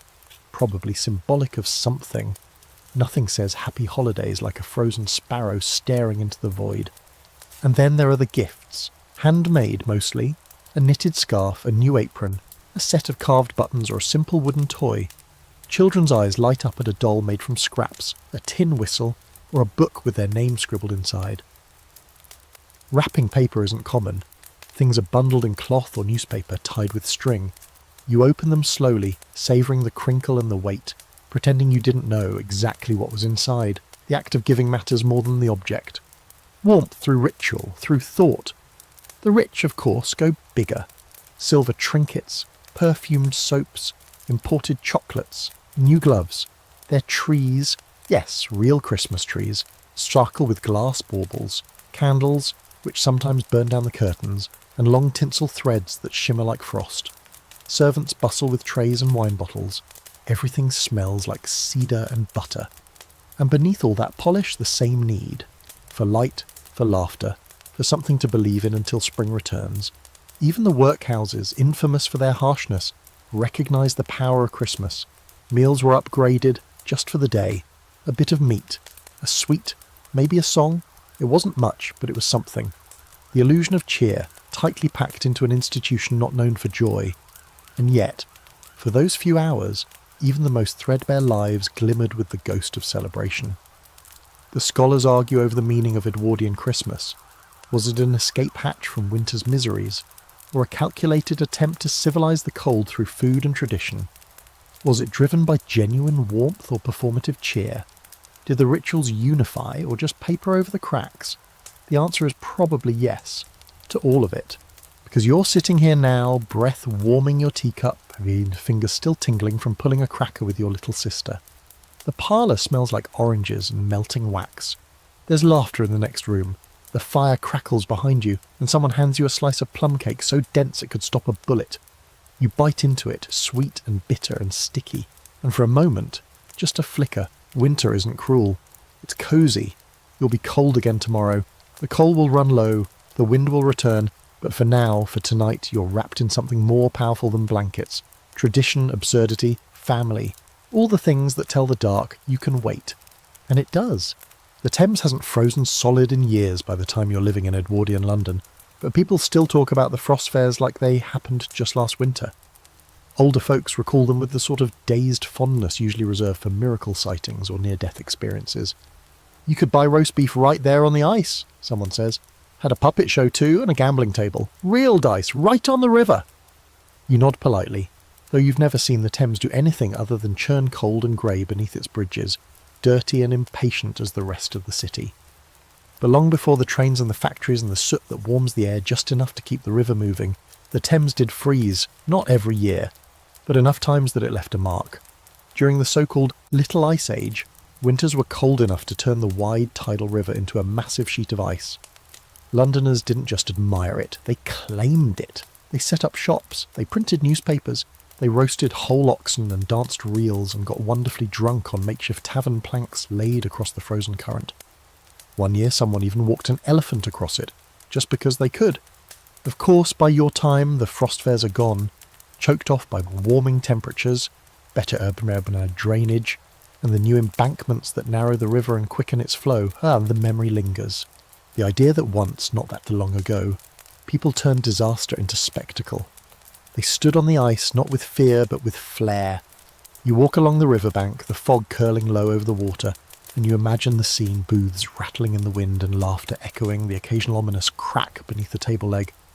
The last real frost fair happened in 1814. That's almost 100 years ago now. The river's changed, London's changed, but the nostalgia is stubborn. People still print postcards of painted scenes, women in bonnets buying hot chestnuts from vendors on ice, boys sliding on sleds past a preacher ranting about sin, couples skating with handkerchiefs tied between their wrists like some Victorian trust exercise. They look absurd and magical.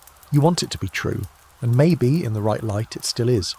Because even if the Thames doesn't freeze over anymore, the winter still brings that same hunger, for novelty, for spectacle, for defying the cold with something other than silence. So instead of a frozen river fair, you get winter markets, rows of stalls crammed into city squares, selling roasted nuts and boiled sweets, wool mittens and dubious candied apples. There are fiddlers and fortune-tellers, a man with a dancing bear, a small brass band in questionable uniforms. It's all a bit crowded and a bit chaotic, but the spirit's the same. If you can't make the cold go away, you might as well throw a party in its honour. There's a fringe society too, one you've only just heard about, called the Ice Club. Peculiar collection of men who every winter row out to a semi-frozen pond somewhere in the countryside, strip down to their underthings and jump in. They claim it invigorates the body and strengthens the mind. You suspect it mostly strengthens their ability to lie about how fun it was, but they carry the same torch in a way, this proud tradition of telling winter it can't have the last word. And so, in the absence of real frost fairs, people recreate them in small ways. Someone hosts a skating party on the pond in Regent's Park, complete with paper lanterns, and a man selling mulled wine from a cart that definitely violates a few safety codes. Children run races on the ice while nervous parents yell advice that sounds less like encouragement and more like legal disclaimers. A fiddler plays a quick jig. You watch the whole scene, your hands curled around a steaming cup of weak cider, and you feel it again, that strange, ridiculous warmth born of shared discomfort. It's hard not to feel wistful.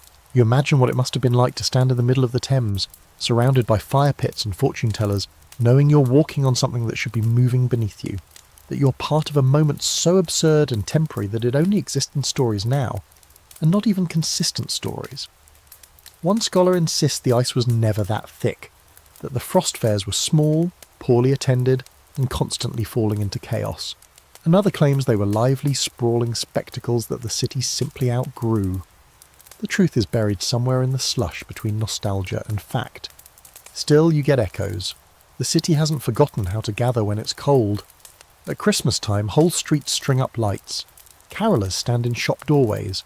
Someone builds an ice rink in the shadow of a cathedral. Vendors roast chestnuts and call out prices in voices worn thin by the cold. It's not the Thames, but it's something. Back at home, people share the stories like family legends. Your grandfather bought a watch at a frost fair, someone says, passing around a cracked silver timepiece that is probably from a stall in Islington, not from the middle of a frozen river. You nod. You admire it, because the truth doesn't matter as much as the effort to remember. It's how you survive winter sometimes, not with more blankets, but with better stories. There's another tale, one you overhear from an old printer, about a couple who got married on the ice during the 1683 fair. They signed a marriage license printed on the river itself, with letters pressed into thick paper by a portable printing press set up in a tent beside the ox roast. The couple's names are lost now, but the page supposedly still exists somewhere. It's yellowed, ink-smudged, edges curled. Proof that even the coldest days can host the warmest beginnings. You take that story home with you. The Thames, the frost, the ghost of laughter echoing over ice. You sit by the fire, feet thawing, and picture the glow of lanterns flickering across a frozen current. You'll never walk on that river. But the memory of those who did feels oddly close, as though any minute now you'll wake up to snow so thick, so stubborn it freezes time itself. And if it does, you'll be ready. You've got your boots, you've got your scarf, and somewhere in the cupboard, you've got a pack of playing cards just in case the ice decides to throw a fair again. By the time February rolls around, you've got a soot street calendar, frostbitten knuckles, and exactly one thing on your mind. Coal. Not tea, not pudding, not a week-old newspaper pressed against the cracks in the window, but the sweet black treasure that keeps your fire burning, your porridge bubbling, and your sanity marginally intact. In Edwardian winter, coal is everything. It's heat, it's life, and when the supply gets low, which it will, you start to understand just how close to the edge you're living. You don't think about it in summer. Then coal is just background noise, the thing that makes the trains run and blackens the laundry. But in winter it becomes currency. You budget it by the shovel. You hoard it in the scuttle. You glance at the dwindling pile in the corner of the cellar like it's a time bomb. And when the coal man is late, or worse, when there's a shortage, the panic sets in fast. It begins subtly. The coal delivery's smaller than usual, or the price has gone up a halfpenny per sack. Not much, but enough to ruin your week. You hear whispers in the street. The mines are behind, the trains are frozen. Someone went on strike. You try not to listen, but the knot in your stomach gets tighter each day, the coal pile shrinks, and the wind howls louder through the broken sash window. Then comes the rationing. You start making decisions you didn't sign up for. Only the parlour fire gets lit. Kitchen. You bank the coals deeper at night, burying the embers in ash and whispering small apologies to your feet. Hot water bottles become hot brick bottles. You stop drying your clothes and start wearing them damp. You light candles instead of gas lamps. And all the while, your fire gives less heat, like it knows you're bluffing. The poorer families, those without even the scuttles, begin burning whatever they can find. Old shoes, broken furniture, newspaper bricks made from soggy pulp pressed in the back alley. You pass a tenement block and smell the acrid burn of painted wood. It's survival, not hygiene. You can almost see the flames flickering through the cracks in the window frames. If it catches fire, the whole block goes. But until then, it's warm. The coal yards become war zones. Delivery men bicker with desperate buyers. Children crowd the carts, trying to scoop up fallen pieces, while the coal porter's back is turned. You once saw a fight break out between two women over a dropped lump. One grabbed it, the other whacked her with a handbag full of pennies. Neither backed down. That's how you know coal's running low.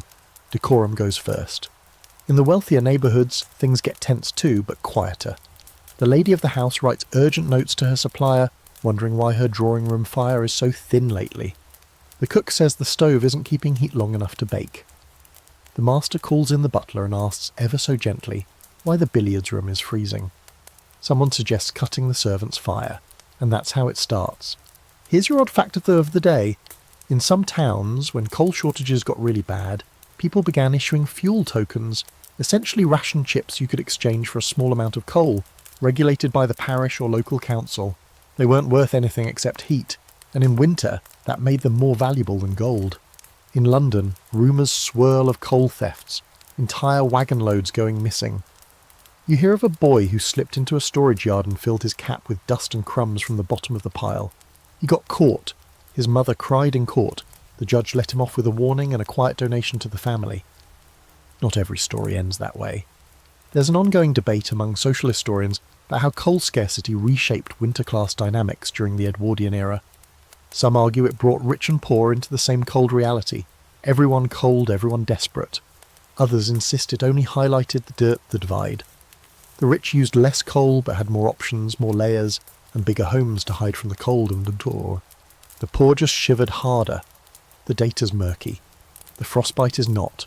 You start making adjustments. You only boil water once and keep it in a kettle under a thick tea cosy. You stop washing linen so often. You share a room with siblings you'd rather strangle just to conserve body heat. You eat things cold rather than waste a match. And when you do light the fire, you sit as close as you can, knees to grate, nose nearly singed. You learn to warm your socks on the fender rail and not let them drop into the ashes. Twice burned is enough. One day, the coal man doesn't show up. The street goes quiet. Neighbours watch the corner like it's the scene of a crime. Children are sent out to scout, bundled like overstuffed luggage, peering around alleyways for the sound of iron wheels. Nothing. The day drags on. No fire gets lit. You eat a cold supper. You crawl into bed early, blankets doubled, breath fogging above your face.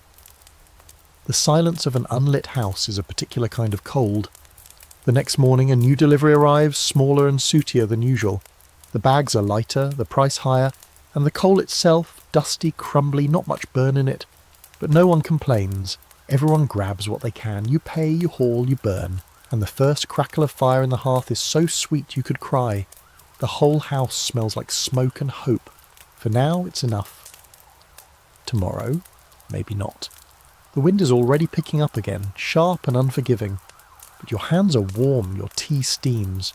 You hold your palms over the flame, soaking in the brief glow like a thief stealing light. Because in an Edwardian winter, fuel isn't just warmth, it's power. And sometimes power comes one coal lump at a time. You look in the mirror, what little of yourself you can make out through the foggy glass, and sigh. The reflection staring back is a bundle of layers, lace, wool, and questionable choices. The hat's too tight, the corset digs at your ribs, and your boots are already damp from this morning's slush. But what else can you do? In Edwardian winter, staying fashionable is a dangerous game. Every outfit is a gamble between warmth and dignity, between social status and actually feeling your toes. And today, like every other cold day this season, you're pushing the limits. Let's start with the women. If you're of a certain class, which is to say, you're not sweeping coal dust from behind a bakery, you're expected to maintain a certain silhouette no matter the weather. That means corsets, petticoats, skirts that brush the ground and drink up every filthy splash of London's grey puddles. Over all that goes a coat. Not a parka, not a waterproof masterpiece of modern technology. No, a long woolen number lined with fur if you're lucky, and trimmed with buttons that take you 15 minutes to fasten with frozen fingers. And then there's the hat. It's never optional and it must match the coat, of course, and it must be pinned securely to your meticulously styled hair. If the wind tears it off and you're seen chasing it across Trafalgar Square like a madwoman, social death. You pin it down with a vengeance and walk into the storm as if you're not being whipped in the eyes by rogue feathers and your own veil. Muffs are in fashion, those cylindrical hand warmers made of fur or velvet. You slide your hands in and exhale relief, only to remember you're meant to carry a parasol or handbag as well, because somehow society believes you have a third arm. Gloves, if worn, must be dainty. Not useful. Definitely not the woolly kind the maid uses to scrub the floor. Men, meanwhile, have their own misery to contend with. Wool trousers that stiffen in the cold. Shirts with detachable collars, starched to a level of cruelty and fastened with tiny buttons engineered to destroy fingernails. Then there's the waistcoat, the overcoat, the scarf, and the hat. Always the hat. A bowler or top hat, depending on the occasion. Each one designed to trap heat just long enough to make your forehead sweat in the one place you can't adjust in public. And let's not forget the shoes. Footwear in Edwardian winter is less about comfort and more about making a statement. Boots with narrow toes, barely lined, and often polished within an inch of their lives. They slip on ice, they leak, they crush your toes into neat little wedges, but they look good. And looking good, especially if you're part of the middle or upper class, is almost more important than staying warm. In fact, warmth often looks like weakness. There's an unspoken rule that suffering gracefully is a kind of refinement. Only the lower classes need to pile on too many layers. If you must wear something practical, it must be disguised. Quilted linings sewn into coats, long underwear hidden beneath lace. Even wool stockings come with embroidered tops to make them feel less agricultural. Here's your slightly bizarre fringe fact. There was a brief Edwardian craze for fur-lined underwear. Yes, really, especially among those travelling abroad or into the countryside during the harshest months. It was advertised as elegant warmth, and often made from rabbit or lamb fleece, stitched into drawers and camisoles. Of course, it was expensive, itchy, and made you sweat like a roast, but it was exclusive and therefore desirable. Children's fashion wasn't much better. Little girls were expected to be miniature versions of their mothers. Layered petticoats, buttoned boots, hats with ribbons that choked them in high wind. Boys wore short pants and high socks even in January, their knobby knees turning purple while adults claimed the cold would toughen them up.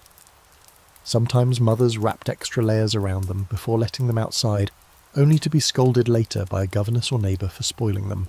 Strength through hypothermia, apparently. But while fashion was rigid, people found loopholes. Working-class women often wore men's long underwear beneath their skirts. Shopgirls stitched old shawls into hidden petticoats. Street vendors tied sacking around their waists beneath aprons. And in the privacy of the kitchen or scullery, you wore what you could get away with. Patched sweaters, mismatched socks, layers of wool that smelled faintly of stew and smoke. There's scholarly debate about how much winter fashion truly influenced health outcomes. Some suggest that tight clothing and poor layering contributed to respiratory issues and circulation problems. Others argue that the strict etiquette around clothing simply made people inventive. They may have appeared proper, but underneath those starched collars and feathered hats was a whole ecosystem of thermal adaptation. Still, there were real risks. Skirts could freeze stiff in the snow. Wet hems dragged filth and disease straight into homes. Too tight boots led to blisters that, in the absence of decent antibiotics, sometimes festered into something much worse. And corsets worn too long in the cold restricted breathing at a time when your lungs were already working overtime just to fight off bronchitis. And yet, despite all of it, fashion didn't pause for winter. In fact, for the social elite, the cold became a kind of runway. You debuted your new coat at the theatre. You showed off your ice skating ensemble at Hyde Park. You flaunted your velvet gloves while sipping hot cocoa at the hotel lounge. If you had money, winter was just another opportunity to prove it. Back at home, though, the moment the door shut behind you, the layers came flying off. The hat hit the hook. The boots were kicked toward the fire. Corsets loosened. Petticoats were swapped for patched flannel wrappers. A cup of tea, a pair of thick socks, and a stolen 10 minutes by the hearth. That was the real luxury. Because beneath the stiff collars and dramatic muffs, every Edwardian was just trying not to freeze.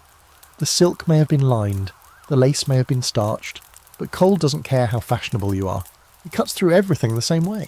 Quiet, sharp, and entirely unimpressed.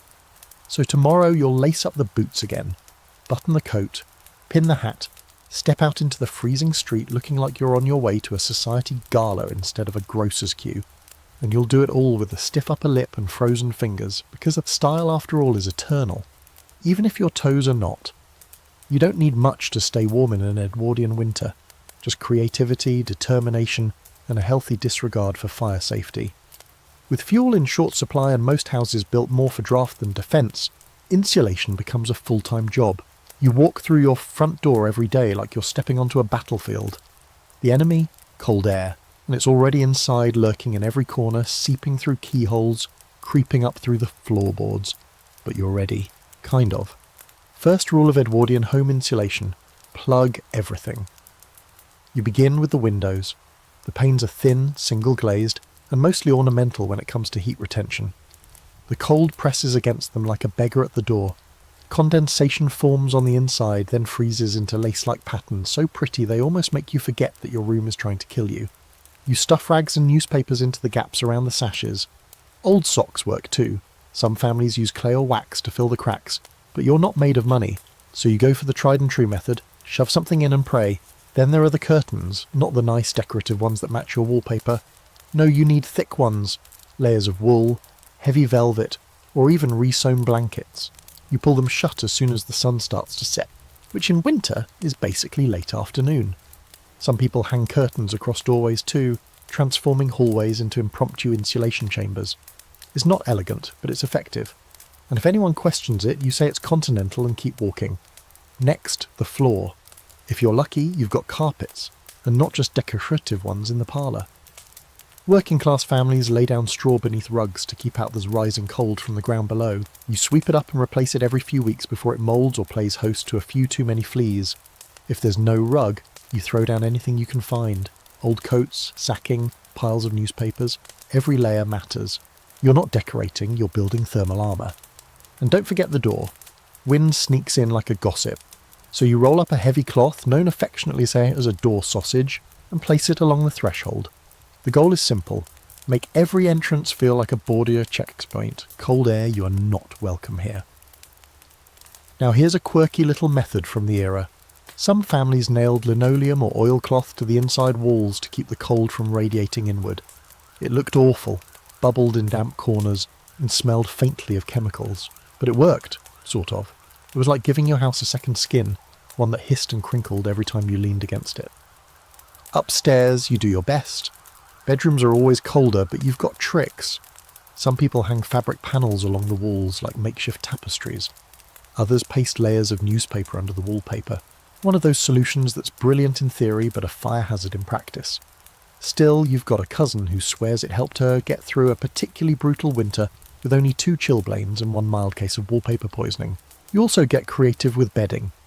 Under the mattress, more newspapers. Between the sheets, a brick wrapped in flannel and still warm from the hearth. You sleep in your clothes, your coat, and occasionally your boots. If you wake in the night and can't feel your face, that's just part of the charm. There's debate among modern historians about how effective these measures truly were. Some argue that Edwardian insulation was barely better than wishful thinking, that homes were glorified refrigerators with prettier wallpaper.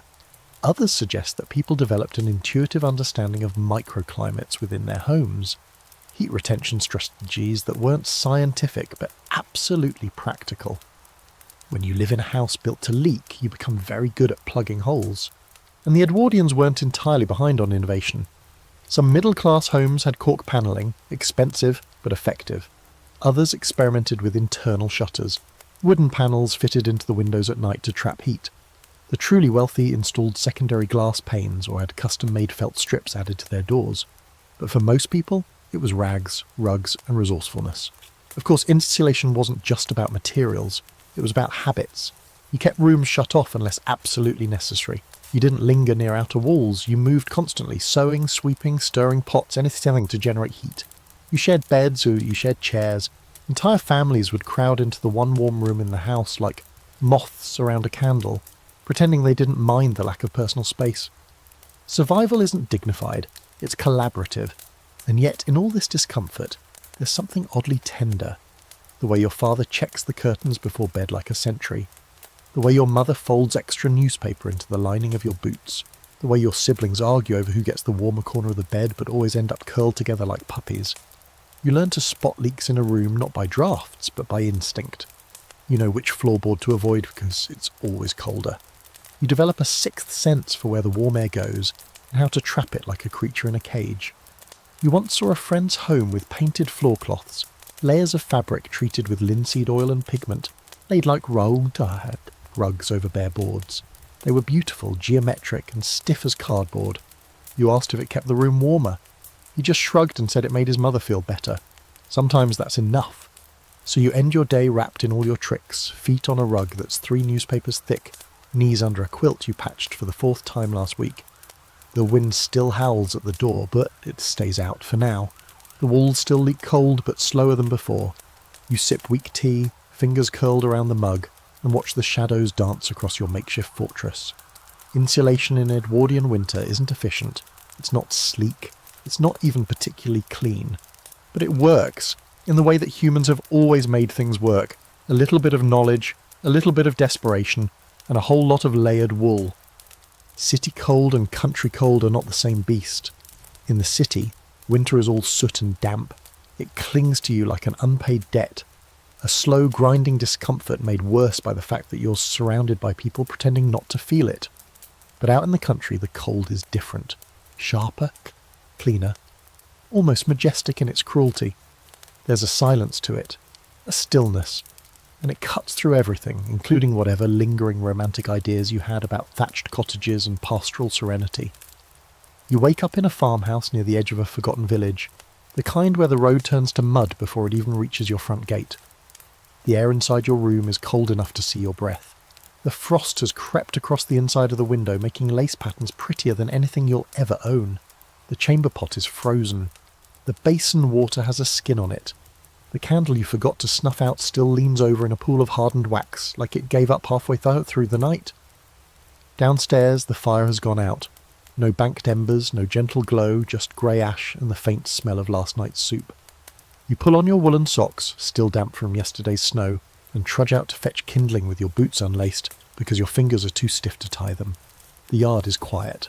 The fields are white. The trees are skeletal shadows against a sky that's all promise and no warmth. You chop wood with the dull axe. The handle is cracked, and the blade skips more than it bites. You breathe steam. Your arms burn. You are briefly not cold.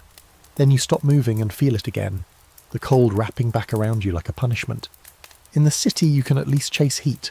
Public rooms, a baker's shop, the warmth of other bodies on the omnibus. In the countryside there's nothing. Just fields and hedges and the long, low whistle of wind through stone walls. Heat isn't just rare, it's self-made. You light the fire, you boil the kettle, you feed the animals before you feed yourself because their silence is heavier than yours. Now let's say you're a tenant farmer. Your cottage is one room with a lean-to tacked on like an afterthought. The roof leaks, the wind comes in under the door. You've stuffed the cracks with straw and wool, but the chill still finds you. The chimney smokes wrong if the wind's from the east. Your boots have holes and the soles flap when you walk. There's no choice but to keep walking. You go out to break the ice on the water trough for the cows. You haul hay with fingers that don't feel like yours anymore. You open the hen house and find 2 eggs, one already cracked from the cold. The rooster glares at you like it's your fault the sun hasn't warmed the earth yet. You wonder how people survive entire seasons of this. Then you remember, some don't. Now here's a twist of irony. Many city dwellers romanticise the country in winter. They wrote poems about snow-covered meadows and rustic charm. They imagined quiet lanes with smoke curling from chimneys and warm bread cooling on windowsills. That's because they didn't have to defrost a turnip in a bucket of cold water just to make supper. But there's a different kind of resilience here too. Rural folk are used to handling things themselves. You make your own bread, your own clothes, your own soap. When the wind blows the barn door off its hinges, you grab a hammer and fix it. When the roof leaks, you patch it with whatever's handy. There's no one to call, no landlord who'll listen, just you and the cold locked in a very long argument. And yet, in some ways, the countryside offers an edge. There's more fuel, trees, hedges, old fences if it gets desperate. You can gather sticks, cut down dead limbs, burn peat if you live in the right part of the country. In the city you pay for every scrap of heat. In the country you earn it with your back and your time. There's also more space. In the city you might share a room with 6 people and a rat named Harold. Out here it's just you, your family, and the frost-etched horizon. It's isolating, yes, but it's also quieter. No cold smoke turning the snow black. No alleyway winds filled with soot and shouting. Just a stillness that seeps into your bones along with the cold. Scholars have argued for years about who had it worse in winter. City dwellers or country folk. City people had overcrowding, pollution, and higher disease risk, but better access to supplies and doctors. Country families had cleaner air and more space, but less infrastructure and fewer options when things went wrong. No corner shop, no public bath, no neighbour with an extra loaf, just the sky and the field and your own ingenuity. Still, you find little comforts, the warmth of a cow's flank when you lean into milk, the way the fire finally catches after 20 minutes of coaxing, the smell of turnip stew bubbling in the pot. You wrap your hands around the chipped mug and sip slowly, knowing there's nothing else coming. This is it. But it's warm, and that's enough. There's a blanket hanging over the door, held in place by 2 nails and wishful thinking. Your daughter stitched it from scraps. The dog sleeps by the hearth, curled tight, ears twitching. You look out the window. The snow's falling again, slow and steady, settling on the hedge like icing sugar. It's beautiful in a brutal kind of way. You sit down with your bowl of stew and your cracked spoon, pull your chair close to the fire, and stretch your legs toward the warmth. The flames pop, throwing shadows against the wall. Outside the cold waits. It always does, but for now you've held it off. Another night survived, and in the country that's the win. The cold does strange things to people's brains. By the time you've survived half an Edwardian winter, your body is on autopilot, your limbs stiff, your lips cracked, and your toes a roulette wheel of numbness or searing pain. You've tried coal, you've tried extra blankets, you've even tried whispering gentle threats at your fireplace, but now you reach for the last bastion of survival, superstition. Remedies passed down from grandmothers who probably made them up just to feel in control of something. Onion in your socks, mustard on your chest, brandy in everything. You wake with a sore throat and a sense of impending doom. It's that tickle, that warning bell in the back of your mouth that says, yes, actually, you might die this week. You pull on a tattered scarf and reach for the tin of goose grease. It smells like regret and desperation. You smear it across your chest and wrap yourself in a flannel cloth because someone once swore by it, and frankly nothing else is working. Then comes the onion. Not chopped, not cooked. Whole, peeled and slightly bruised, tucked into your woolen socks before bed like you're trying to marinate yourself overnight. You lie there in the dark, stinking slightly of kitchen scraps, and try to remember if this is supposed to draw out the fever or just make you smell so bad the illness leaves on its own. And mustard plasters. Ah yes, the fire blankets of the desperate. You grind mustard seeds, mix with water to a paste to smear it onto a rag, then slap it on your chest and wait for the burn. It starts like a tingle, then a sting, then a full-on inferno under your shirt while your family debates whether you've invented the first portable stove. It's working, someone says. That means it's helping. Sure, that's definitely science. There's the salt socks too. Warmed in a pan and tied off, it's placed around your neck or on your stomach. It's supposed to draw out humours. Which humours? No one knows, possibly all of them. By this point, you're not even sure you know what a humour is, but the warmth is real, and that's good enough. You chew raw garlic until your breath can melt icicles. You sip vinegar in hot water while pretending it's tea. You hold your face over a bowl of steaming water, a towel over your head, and inhale like you're trying to summon the spirits of your sinuses. Sometimes someone adds eucalyptus oil, sometimes it's just old herbs and a wish. Then there are the charms. Dried rosemary tied with string and hung above the door. Cloves pressed into oranges and rolled across the windowsill. Blue glass beads worn against the skin. A coin placed under the pillow, head side up, to draw away the fever. You think maybe the fever is just curious what else you'll try. Children get the worst of it. Their socks are layered with cayenne and pepper to stimulate circulation. Their throats are rubbed with goose fat and wrapped in wool until they can barely speak. A dab of honey and ginger is pushed into their mouths on a chipped spoon, and they're told to stop complaining and be grateful someone loves them enough to treat them like a glazed ham. Still, some of these ideas aren't entirely nonsense. Many Edwardians swore by hot drinks with lemon and honey, not because they cured anything, but because they soothed. A poultice of boiled linseed or oatmeal really did help draw out infection in wounds. And a hot water bottle tucked under your feet at night. That wasn't superstition, that was survival. But this was a time before antibiotics, before chest infections were just annoying. If you coughed long enough, someone would start to look worried. If you coughed blood, someone would call the doctor. If the doctor used the word consumption, people started whispering behind their gloves. That's why superstition filled the cracks, because the fear was real, and medicine could only do so much. And there were deeper beliefs, older ones that lingered. People hung horseshoes over their doors, not for luck, but to keep out the cold spirits. They placed bowls of water by the hearth to trap evil. They covered mirrors during snowstorms so ghosts couldn't get stuck. You laugh at some of it, sure, but when the wind moans at midnight and the fire goes out unexpectedly, you do glance at the mirror, just to check. The folklore of winter is rich and strange. Stories of frost spirits who sneak in through open windows, of witches who bring snow by shaking out their feather beds, of children who wander too far and never come back, their cries echoing in the wind. You tell these tales by candlelight, wrapped in quilts, pretending not to shiver. Even the food gets ritualized. On the first day of real snow, you make a pie and cross the crust with a knife to ward off illness. You leave a spoonful of stew on the windowsill for the wandering cold. You stir your porridge clockwise to bring warmth to the house. You know it's ridiculous, but you still do it. There's debate among scholars about whether these remedies were acts of ignorance or acts of empowerment. Some argue that Edwardian folk medicine held people back, kept them from seeking real help. Others say it gave families something to do when help didn't come. In a world where the doctor was far away and probably unaffordable, These rituals were a way of saying we're not giving up. And that's the real heart of it. These salves, these charms, these ridiculous routines, they aren't about saying, science. They're about hope, about routine, about control in a season that feels like it's trying to dismantle you one frostbitten toe at a time. When you place that onion in your sock or light that candle in the window, you're sending a message, not to the illness, to yourself. You're still fighting. So tonight, you climb into bed, chest stinging from mustard, throat numb from vinegar, breath reeking of garlic. You've got 3 socks on each foot and one on your left hand because it felt funny. The window is shut, the mirror's covered, the fire is low but alive. You are still here, still warm, still weird, and winter hasn't won yet.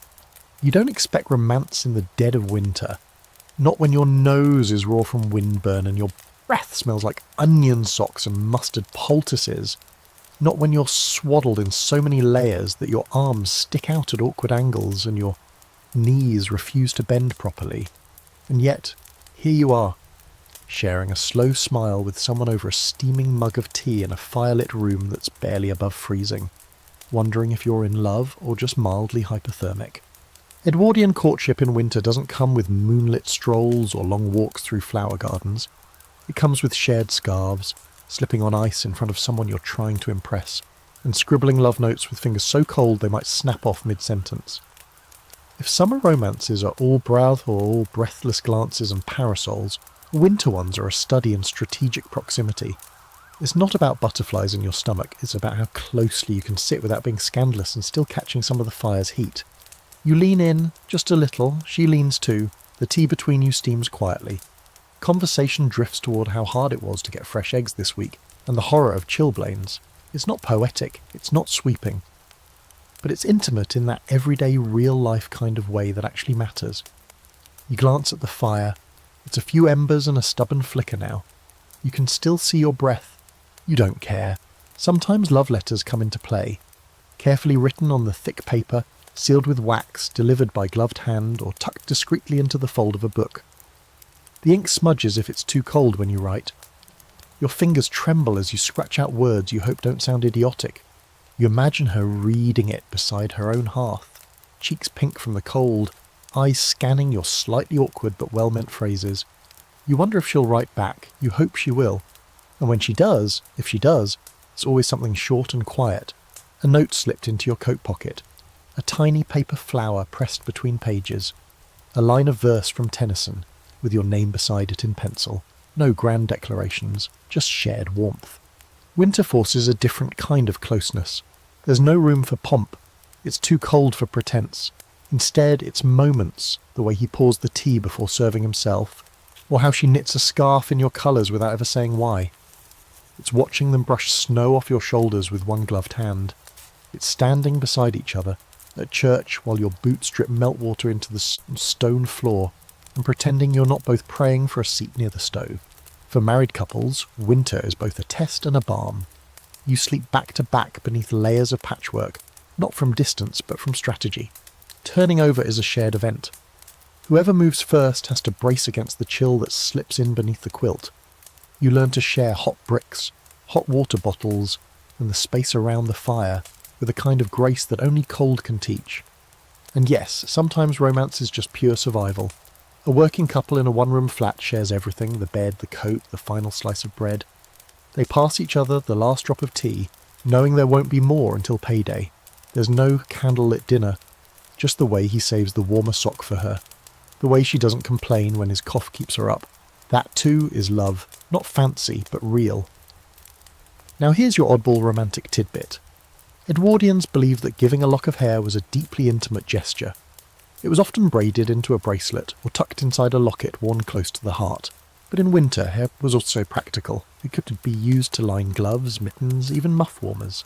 So yes, some people literally stayed warm by snuggling bits of their beloved inside their clothing. Is that sweet or horrifying? Let's go with both. There's a deeper charm to all of this. When you're cold and tired and unsure whether your next coal delivery will arrive on time, it's the small, warm things that matter most. A shared chair beside the fire, reading aloud by lamplight with your knees touching, the soft rustle of someone folding your shawl and placing it beside your coat, not because they have to, but because they noticed. You meet at market, hands brushing over turnips. You walk home together under one umbrella, which isn't really wide enough for two, so your shoulders stay damp. You don't mind. You say goodbye with a smile and a soft promise to share soup sometime soon. That's romance. That's courtship. That's the Edwardian winter love story.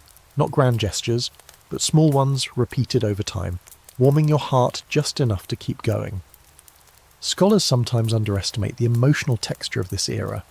There's a tendency to reduce relationships to transactions, to class alliances, to etiquette.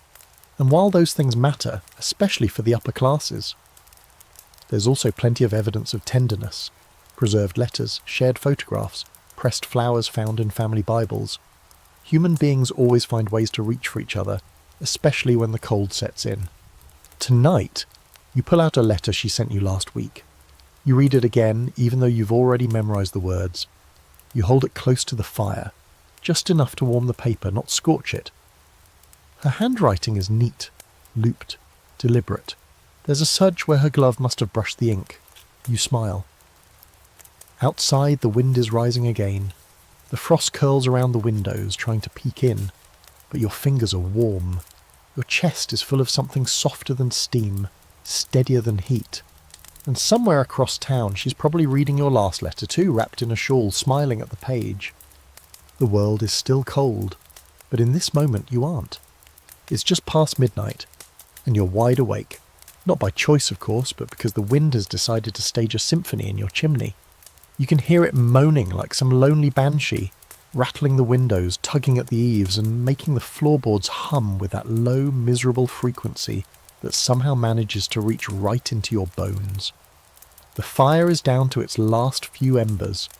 Your blanket has migrated to the floor, and for some reason your toes have turned into separate entities who no longer identify as part of your body. Welcome to the Edwardian winter night, where rest is a gamble and warmth is something you chase in dreams. Night, more than any other time, reveals just how poorly these houses are built to handle cold. You notice it most between the hours of 1 and 4 in the morning. That's when the temperature dips into something unspeakable, something beyond mere discomfort. It's like the walls begin to exhale frost. Every surface, bed knobs, doorknobs, your own nose, gathers a layer of icy condensation. And no amount of blankets, shawls, or tucked knees seems to stop the slow creeping chill that wraps around you like a wet rope. You turn over and attempt to create a new warm spot in the mattress, but the sheets are clammy and stiff. You regret not warming the bedpan before you climbed in, but the idea of getting back up now is laughable. You lie still, you listen. Somewhere in the distance a dog barks. A coal cart rumbles faintly over frozen cobbles. A gust of wind finds the exact frequency to whistle through the keyhole like it's sending coded messages from the underworld. And then comes the coughing. Not yours, at least not at first. It begins in the room next door. Your brother, then your mother, who tries to smother it with a pillow, then the baby, who coughs not so much as an illness, but as a lifestyle. Eventually you join in because it seems rude not to. The whole house is hacking like a tuberculosis ward in chorus. It's oddly comforting. Misery does love company, and nothing builds solidarity like a shared respiratory situation. In some households, this is the hour for the hot water bottle rotation. Whoever was selfish enough to hoard it first now passes it to the next person. It's lost most of its heat by now, but it's better than nothing. You clutch it like it's a small dying animal and tuck it against your chest, pretending it might spread just enough warmth to reach your toes. Here's an odd nighttime ritual from the era. Some Edwardians believed that sleeping with a knife under the bed would ward off illness and nightmares. Not to use as a weapon, just to have it there. The idea was that the iron would absorb bad energy, or perhaps slice through spiritual cold. You tried it once, did nothing for your dreams, but it was reassuring in the same way a teddy bear might be. Just sharper. Sleep, when it comes, arrives in fragments. A doze here, a half-dream there. You drift off imagining summer, long grass, bees, warmth on bare arms. But then your body reminds you of the present with a muscle cramp or an especially enthusiastic floorboard creak. You jolt awake, heart pounding, blanket tangled, unsure if that sound was the wind or something worse. Either way, you're too tired to care. If you're truly desperate, you sneak downstairs to the kitchen. You move like a ghost in layers of flannel, the stairs groaning in protest beneath every step. The kitchen is colder than your bedroom, but at least the fire's ashes still hold a whisper of heat. You crouch beside them, trying not to wake anyone, and tuck your hands close. It's not enough. You grab a leftover crust to chew quietly. Then you sit in the big chair and listen to the house breathe. Scholars write about Edwardian nights as if they were tranquil things. Families gathered around the fire, reciting poetry, reading Dickens aloud. And sure, that happens, but not at 300 am, not when the fire's gone out. The air smells like coal dust and damp stockings, and the wind keeps knocking something loose on the roof. These are the hours no one puts in the history books. The hours when survival isn't dramatic, just stubborn. If you're a servant, the night is shorter. You rise before dawn to lay the fire, draw the curtains, maybe start the porridge. Your fingers are stiff and red by the time the first ember catches. You keep your coat on longer than you're supposed to. No one sees, no one says anything. If you're lucky, you sip the last of yesterday's tea before anyone else stirs. It's cold, it's bitter, but it's yours. And if you live alone, well, then it's just you and the noises.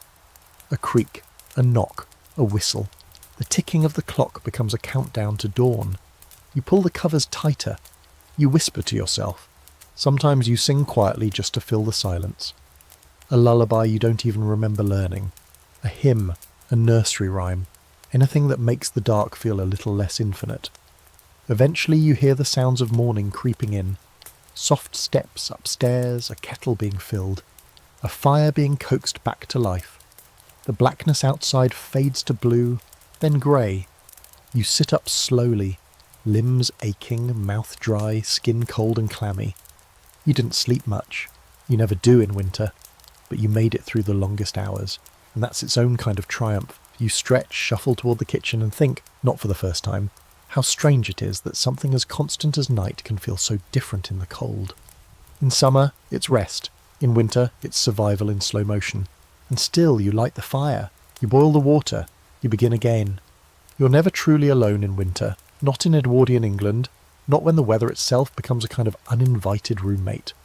And like most terrible roommates, it complains, it leaks, it breaks things, and occasionally tries to kill you.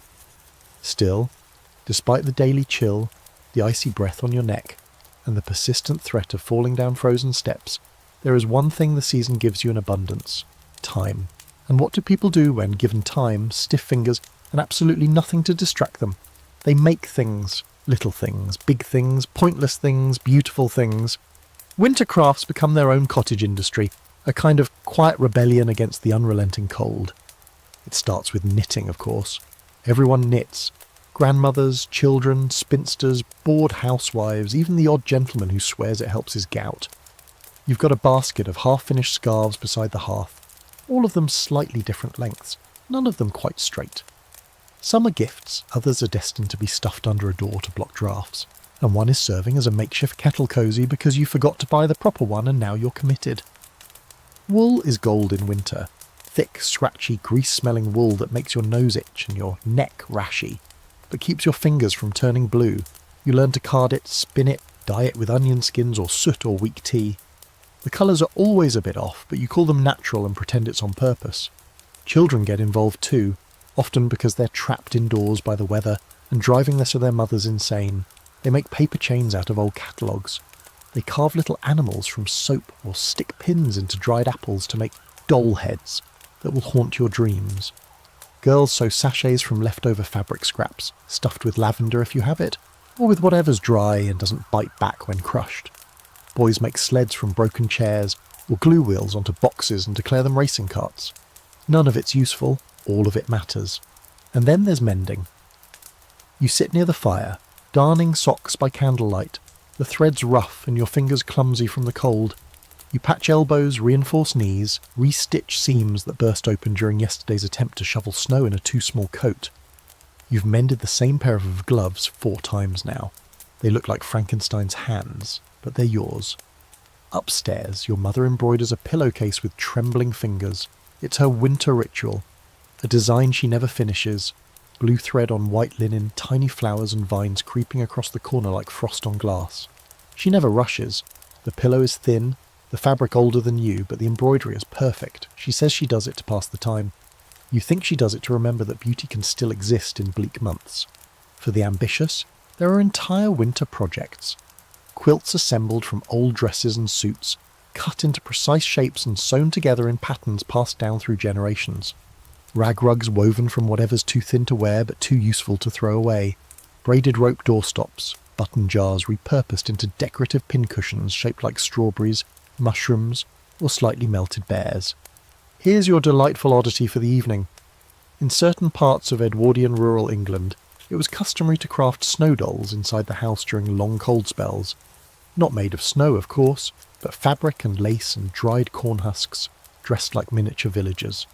Families would create entire tiny communities on the mantel or windowsill, moving the dolls around daily like a soap opera of cloth people. If one was left outside overnight and survived until morning without falling over, it was considered a sign that spring was near, or at least that the spirits were in a good mood. And sometimes these crafts crossed the line into folklore. You carve a tiny wooden fox and leave it on the windowsill for protection.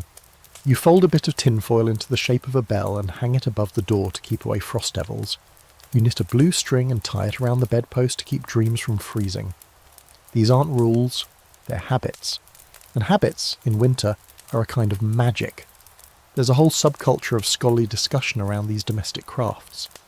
Some historians argue they were born of necessity, ways to repair, reuse, make do. Others insist they served psychological needs, giving people a sense of control and creation when nature was shutting everything else down. Either way, when you've spent 8 straight weeks scraping ice off your kettle, a good embroidery hoop starts to look like salvation. It's also a form of storytelling. You keep scraps of cloth from your wedding dress, your brother's uniform, the dress your baby wore when she took her first steps. You stitch them into a quilt not because you need warmth, though you absolutely do, but because each square tells you that you've lived, that you've survived. The fabric becomes a map of your own resilience. Sometimes you craft in groups. You sit in someone's parlour, scarves on, feet tucked under chairs, mugs of hot water or weak cocoa in hand, and you all knit, sew, carve, mend together. The air smells like wool and candle smoke. The conversation drifts from gossip to recipes, to old stories of winters past, where the snow came higher and the soup was thinner, but the people were just as stubborn. You teach a neighbour how to make a sock monkey. She teaches you how to knit a thumb into a mitten without swearing. A boy carves a whistle from a stick and gives it to his sister, who immediately blows it loud enough to rattle the windows. You consider banishing him to the outdoors. He grins and blows it again. At night you pack everything away. The unfinished quilt, the lopsided scarf, the stack of paper chains, the small army of cloth mice stuffed with oats and mischief. You clear the table and bank the fire, and even though your fingers ache, your eyes burn and the room is still cold, you feel something like pride. Because in a season that strips everything down to survival, you made something. A scrap of colour, a shred of story. A thing that didn't exist yesterday, and now does, simply because you refuse to let winter take everything. Sometimes winter gives you a break. Not warmth exactly, but light. A day when the sun actually appears, climbing sluggishly over the horizon like a hungover cat, flooding the street with a brief golden glow that turns the frost into diamonds and the soot into something almost poetic. On these rare Edwardian days, when the sky isn't choked with coal smoke or sleet, everyone emerges like blinking moles from dark burrows. It's not quite spring, it's not even mild, but it looks warmer, and that's enough to fool the human brain into thinking, we should go outside. You put on every layer you own, dull cold but hopeful. The street is somehow both frozen and muddy, like the earth can't decide what to do with itself. Icicles dangle from gutters like the teeth of sleepy monsters. Children poke them with sticks and chase each other with their frozen spears until someone cries or bleeds or both. The adults pretend not to notice. They're too busy tilting their faces toward the light, sun-starved and half-feral, like houseplants left in a cupboard too long. This is what passes for a winter outing. You walk through the park, boots crunching on gravel and ice, passing others who are also pretending this is leisure, and not an attempt to remind themselves they're still alive. The lake is half frozen, reflecting the sunlight like a cracked mirror. You spot a brave couple trying to skate, wobbling like drunks, laughing too loudly. The nearby goose glares at them with imperial disapproval. A vendor appears with roasted chestnuts, which are only slightly burnt and surprisingly warm. You buy a small paper cone and juggle them in your gloves, inhaling their smoky sweetness. For a few minutes you are incandescently, foolishly, irrationally happy. That's the trick of sun in winter. It doesn't fix anything, it just feels like it might. You pass by the market square where someone's strung up a line of paper flags, faded from old rain but fluttering proudly in the brittle breeze.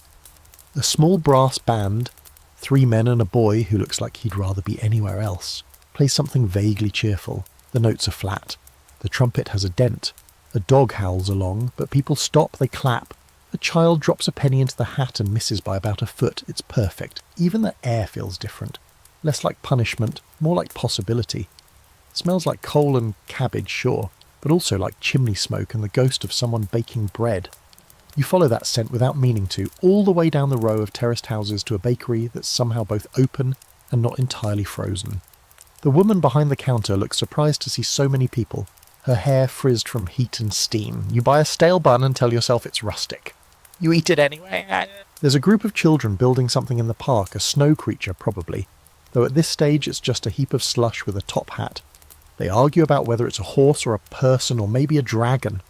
A little girl declares it's a frost monster who guards the gate of winter. You applaud her creativity and wonder if she's been reading the same illustrated penny dreadfuls you loved as a kid. Now here's a slightly obscure winter practice from the countryside. On sunny days after a storm, people would open every curtain in the house and let the sunlight hit the walls, even if it meant a drop in temperature.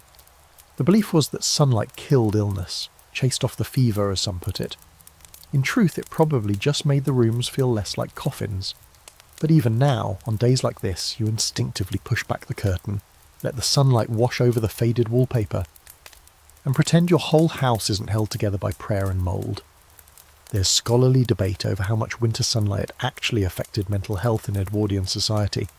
Some records suggest spikes in optimism during brief warm spells. Others note that suicide rates stayed constant no matter the weather. But anecdotal evidence, the kind you hear whispered in kitchens and over fences, tells you everything. People laughed more on sunny days. They sang more. They opened windows and made plans and let their children stomp puddles without scolding them. You return home, cheeks red, boots soggy, arms full of nothing useful and everything necessary. A new skein of yarn, a half-melted candle, an orange so old it's probably a war crime. You unload your treasures on the kitchen table, shed your coat and bask in the way the sunlight makes even your worn floorboards look like part of a watercolour painting. By late afternoon, the warmth is already fading. The sun dips behind the buildings, dragging the temperature down with it. You feel it immediately in your shoulders, that invisible hand pulling the chill back in. You close the curtains, you relight the fire, but the mood lingers. It follows you into evening, lighting little sparks in your tired limbs. You find yourself humming while you stir the pot. You smile when the cat hops into your lap. You read a chapter more than you planned. Because even though the cold will return, more snow, more wind, more chapped lips and shivering spoons, you had this day, and that changes things. Maybe tomorrow will be back to grey skies and frozen laundry. Maybe the next 10 days will be sleet and slush and your neighbour's endless complaints about his chilblains. But maybe, just maybe, there'll be another day like this. So you fold your blanket, bank the fire and press your hand briefly to the window pane. Still cold but not cruel, not tonight. And then, quietly, without fanfare or trumpet, it begins to end. Winter doesn't vanish in Edwardian England. Not all at once. It retreats like a sullen guest overstaying its welcome, shuffling off in bits and pieces, leaving muddy footprints behind. You don't notice it immediately. One morning is just as cold as the last. Your breath still hangs heavy in the kitchen, and the ice on the bucket still needs breaking. But somewhere, deep in the marrow of the season, something changes. A softness in the light. A certain give in the earth. A sound that doesn't belong to winter. Birdsong. At first it's a single chirp so faint you think you imagined it, but then it comes again. Persistent, hopeful, almost defiant. And suddenly the streets seem less like frozen corridors and more like something in the process of waking up. The snow still clings to the rooftops, but the edges melt faster now, dripping down drain pipes with rhythmic plinks that feel suspiciously like music. Inside, you're still layering your clothes like a nervous onion. You still dread the walk to the privy, but the fire catches easier. The damp wood that used to sulk in the hearth now bursts into flame with the first match. You can feel your fingers more often than not. Your tea stays hot longer, and when you open the back door you catch the faintest whiff of earth. Not the clean, sharp scent of snow, but something deeper, older. Soil waking up. Your neighbours notice it too. The old woman next door, who hasn't left her stoop since Boxing Day, comes out with a shawl and a broom and starts swatting at the lingering frost like it's personal. The butcher's boy whistles again on his rounds. The milkman smiles more, though his hands are still red from the cold. These aren't miracles, they're recalibrations. You're all learning how to feel warm again, one cautious breath at a time.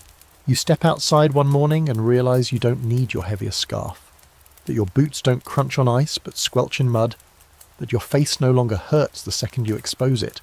These are small mercies, but they add up. The windows don't frost overnight. The fire burns a little lower. You start to eat fewer root vegetables and dream absurdly of strawberries. Now comes the great unsealing. Doors and windows, closed tight for months, are pried open to let out the damp and the ghosts of stews past. People air out blankets. They beat rugs over fences, coughing in clouds of dust and lint and forgotten breadcrumbs. Children chase each other with their brooms. Someone finds a long-lost slipper beneath the sofa and holds it aloft like a treasure. There's a moment, a precise one, when the laundry dries outside for the first time since November. You peg out socks on the line, and the wind doesn't bite your hands. It kisses them, gently, like it's remembering how to be kind, and the socks flutter, stiff at first, but then loosening into movement. Flags of survival. You plant things, not because it's safe yet, but because you must. Even if it's just seeds in a cracked pot, perched on the windowsill like a prayer. You whisper encouragement. You press your fingers into the dirt and feel its cold, stubborn promise. Not yet, but soon. There's a lovely bit of Edwardian superstition here. Some families would bury a lump of ice in the garden to trick winter into thinking it had already claimed its due. It's nonsense, of course, but like most seasonal traditions, it gave people something to do, a ceremony to end the long chill. You try it with a bit of frozen water from your kitchen basin, planting it like a bulb and waiting for the world to notice. The scholars argue about when winter really ends. The equinox, the first snowdrop, the first lamb born in the fields. But for you, it ends with puddles. Honest-to-goodness, splashable, squelchable puddles. Messy, inconvenient, glorious. The ice is gone, the ground yields.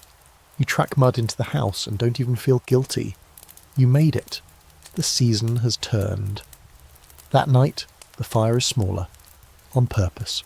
You sit closer to the window, listening to the quiet drip of thaw outside.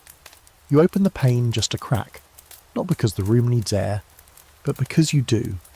It smells of wet brick and newness. Not sweet, not yet, but clean, like the end of something difficult and the beginning of something unknown. You still wear layers, you still tuck a hot brick into your bed, but you leave the curtains open an inch now so you can see the stars.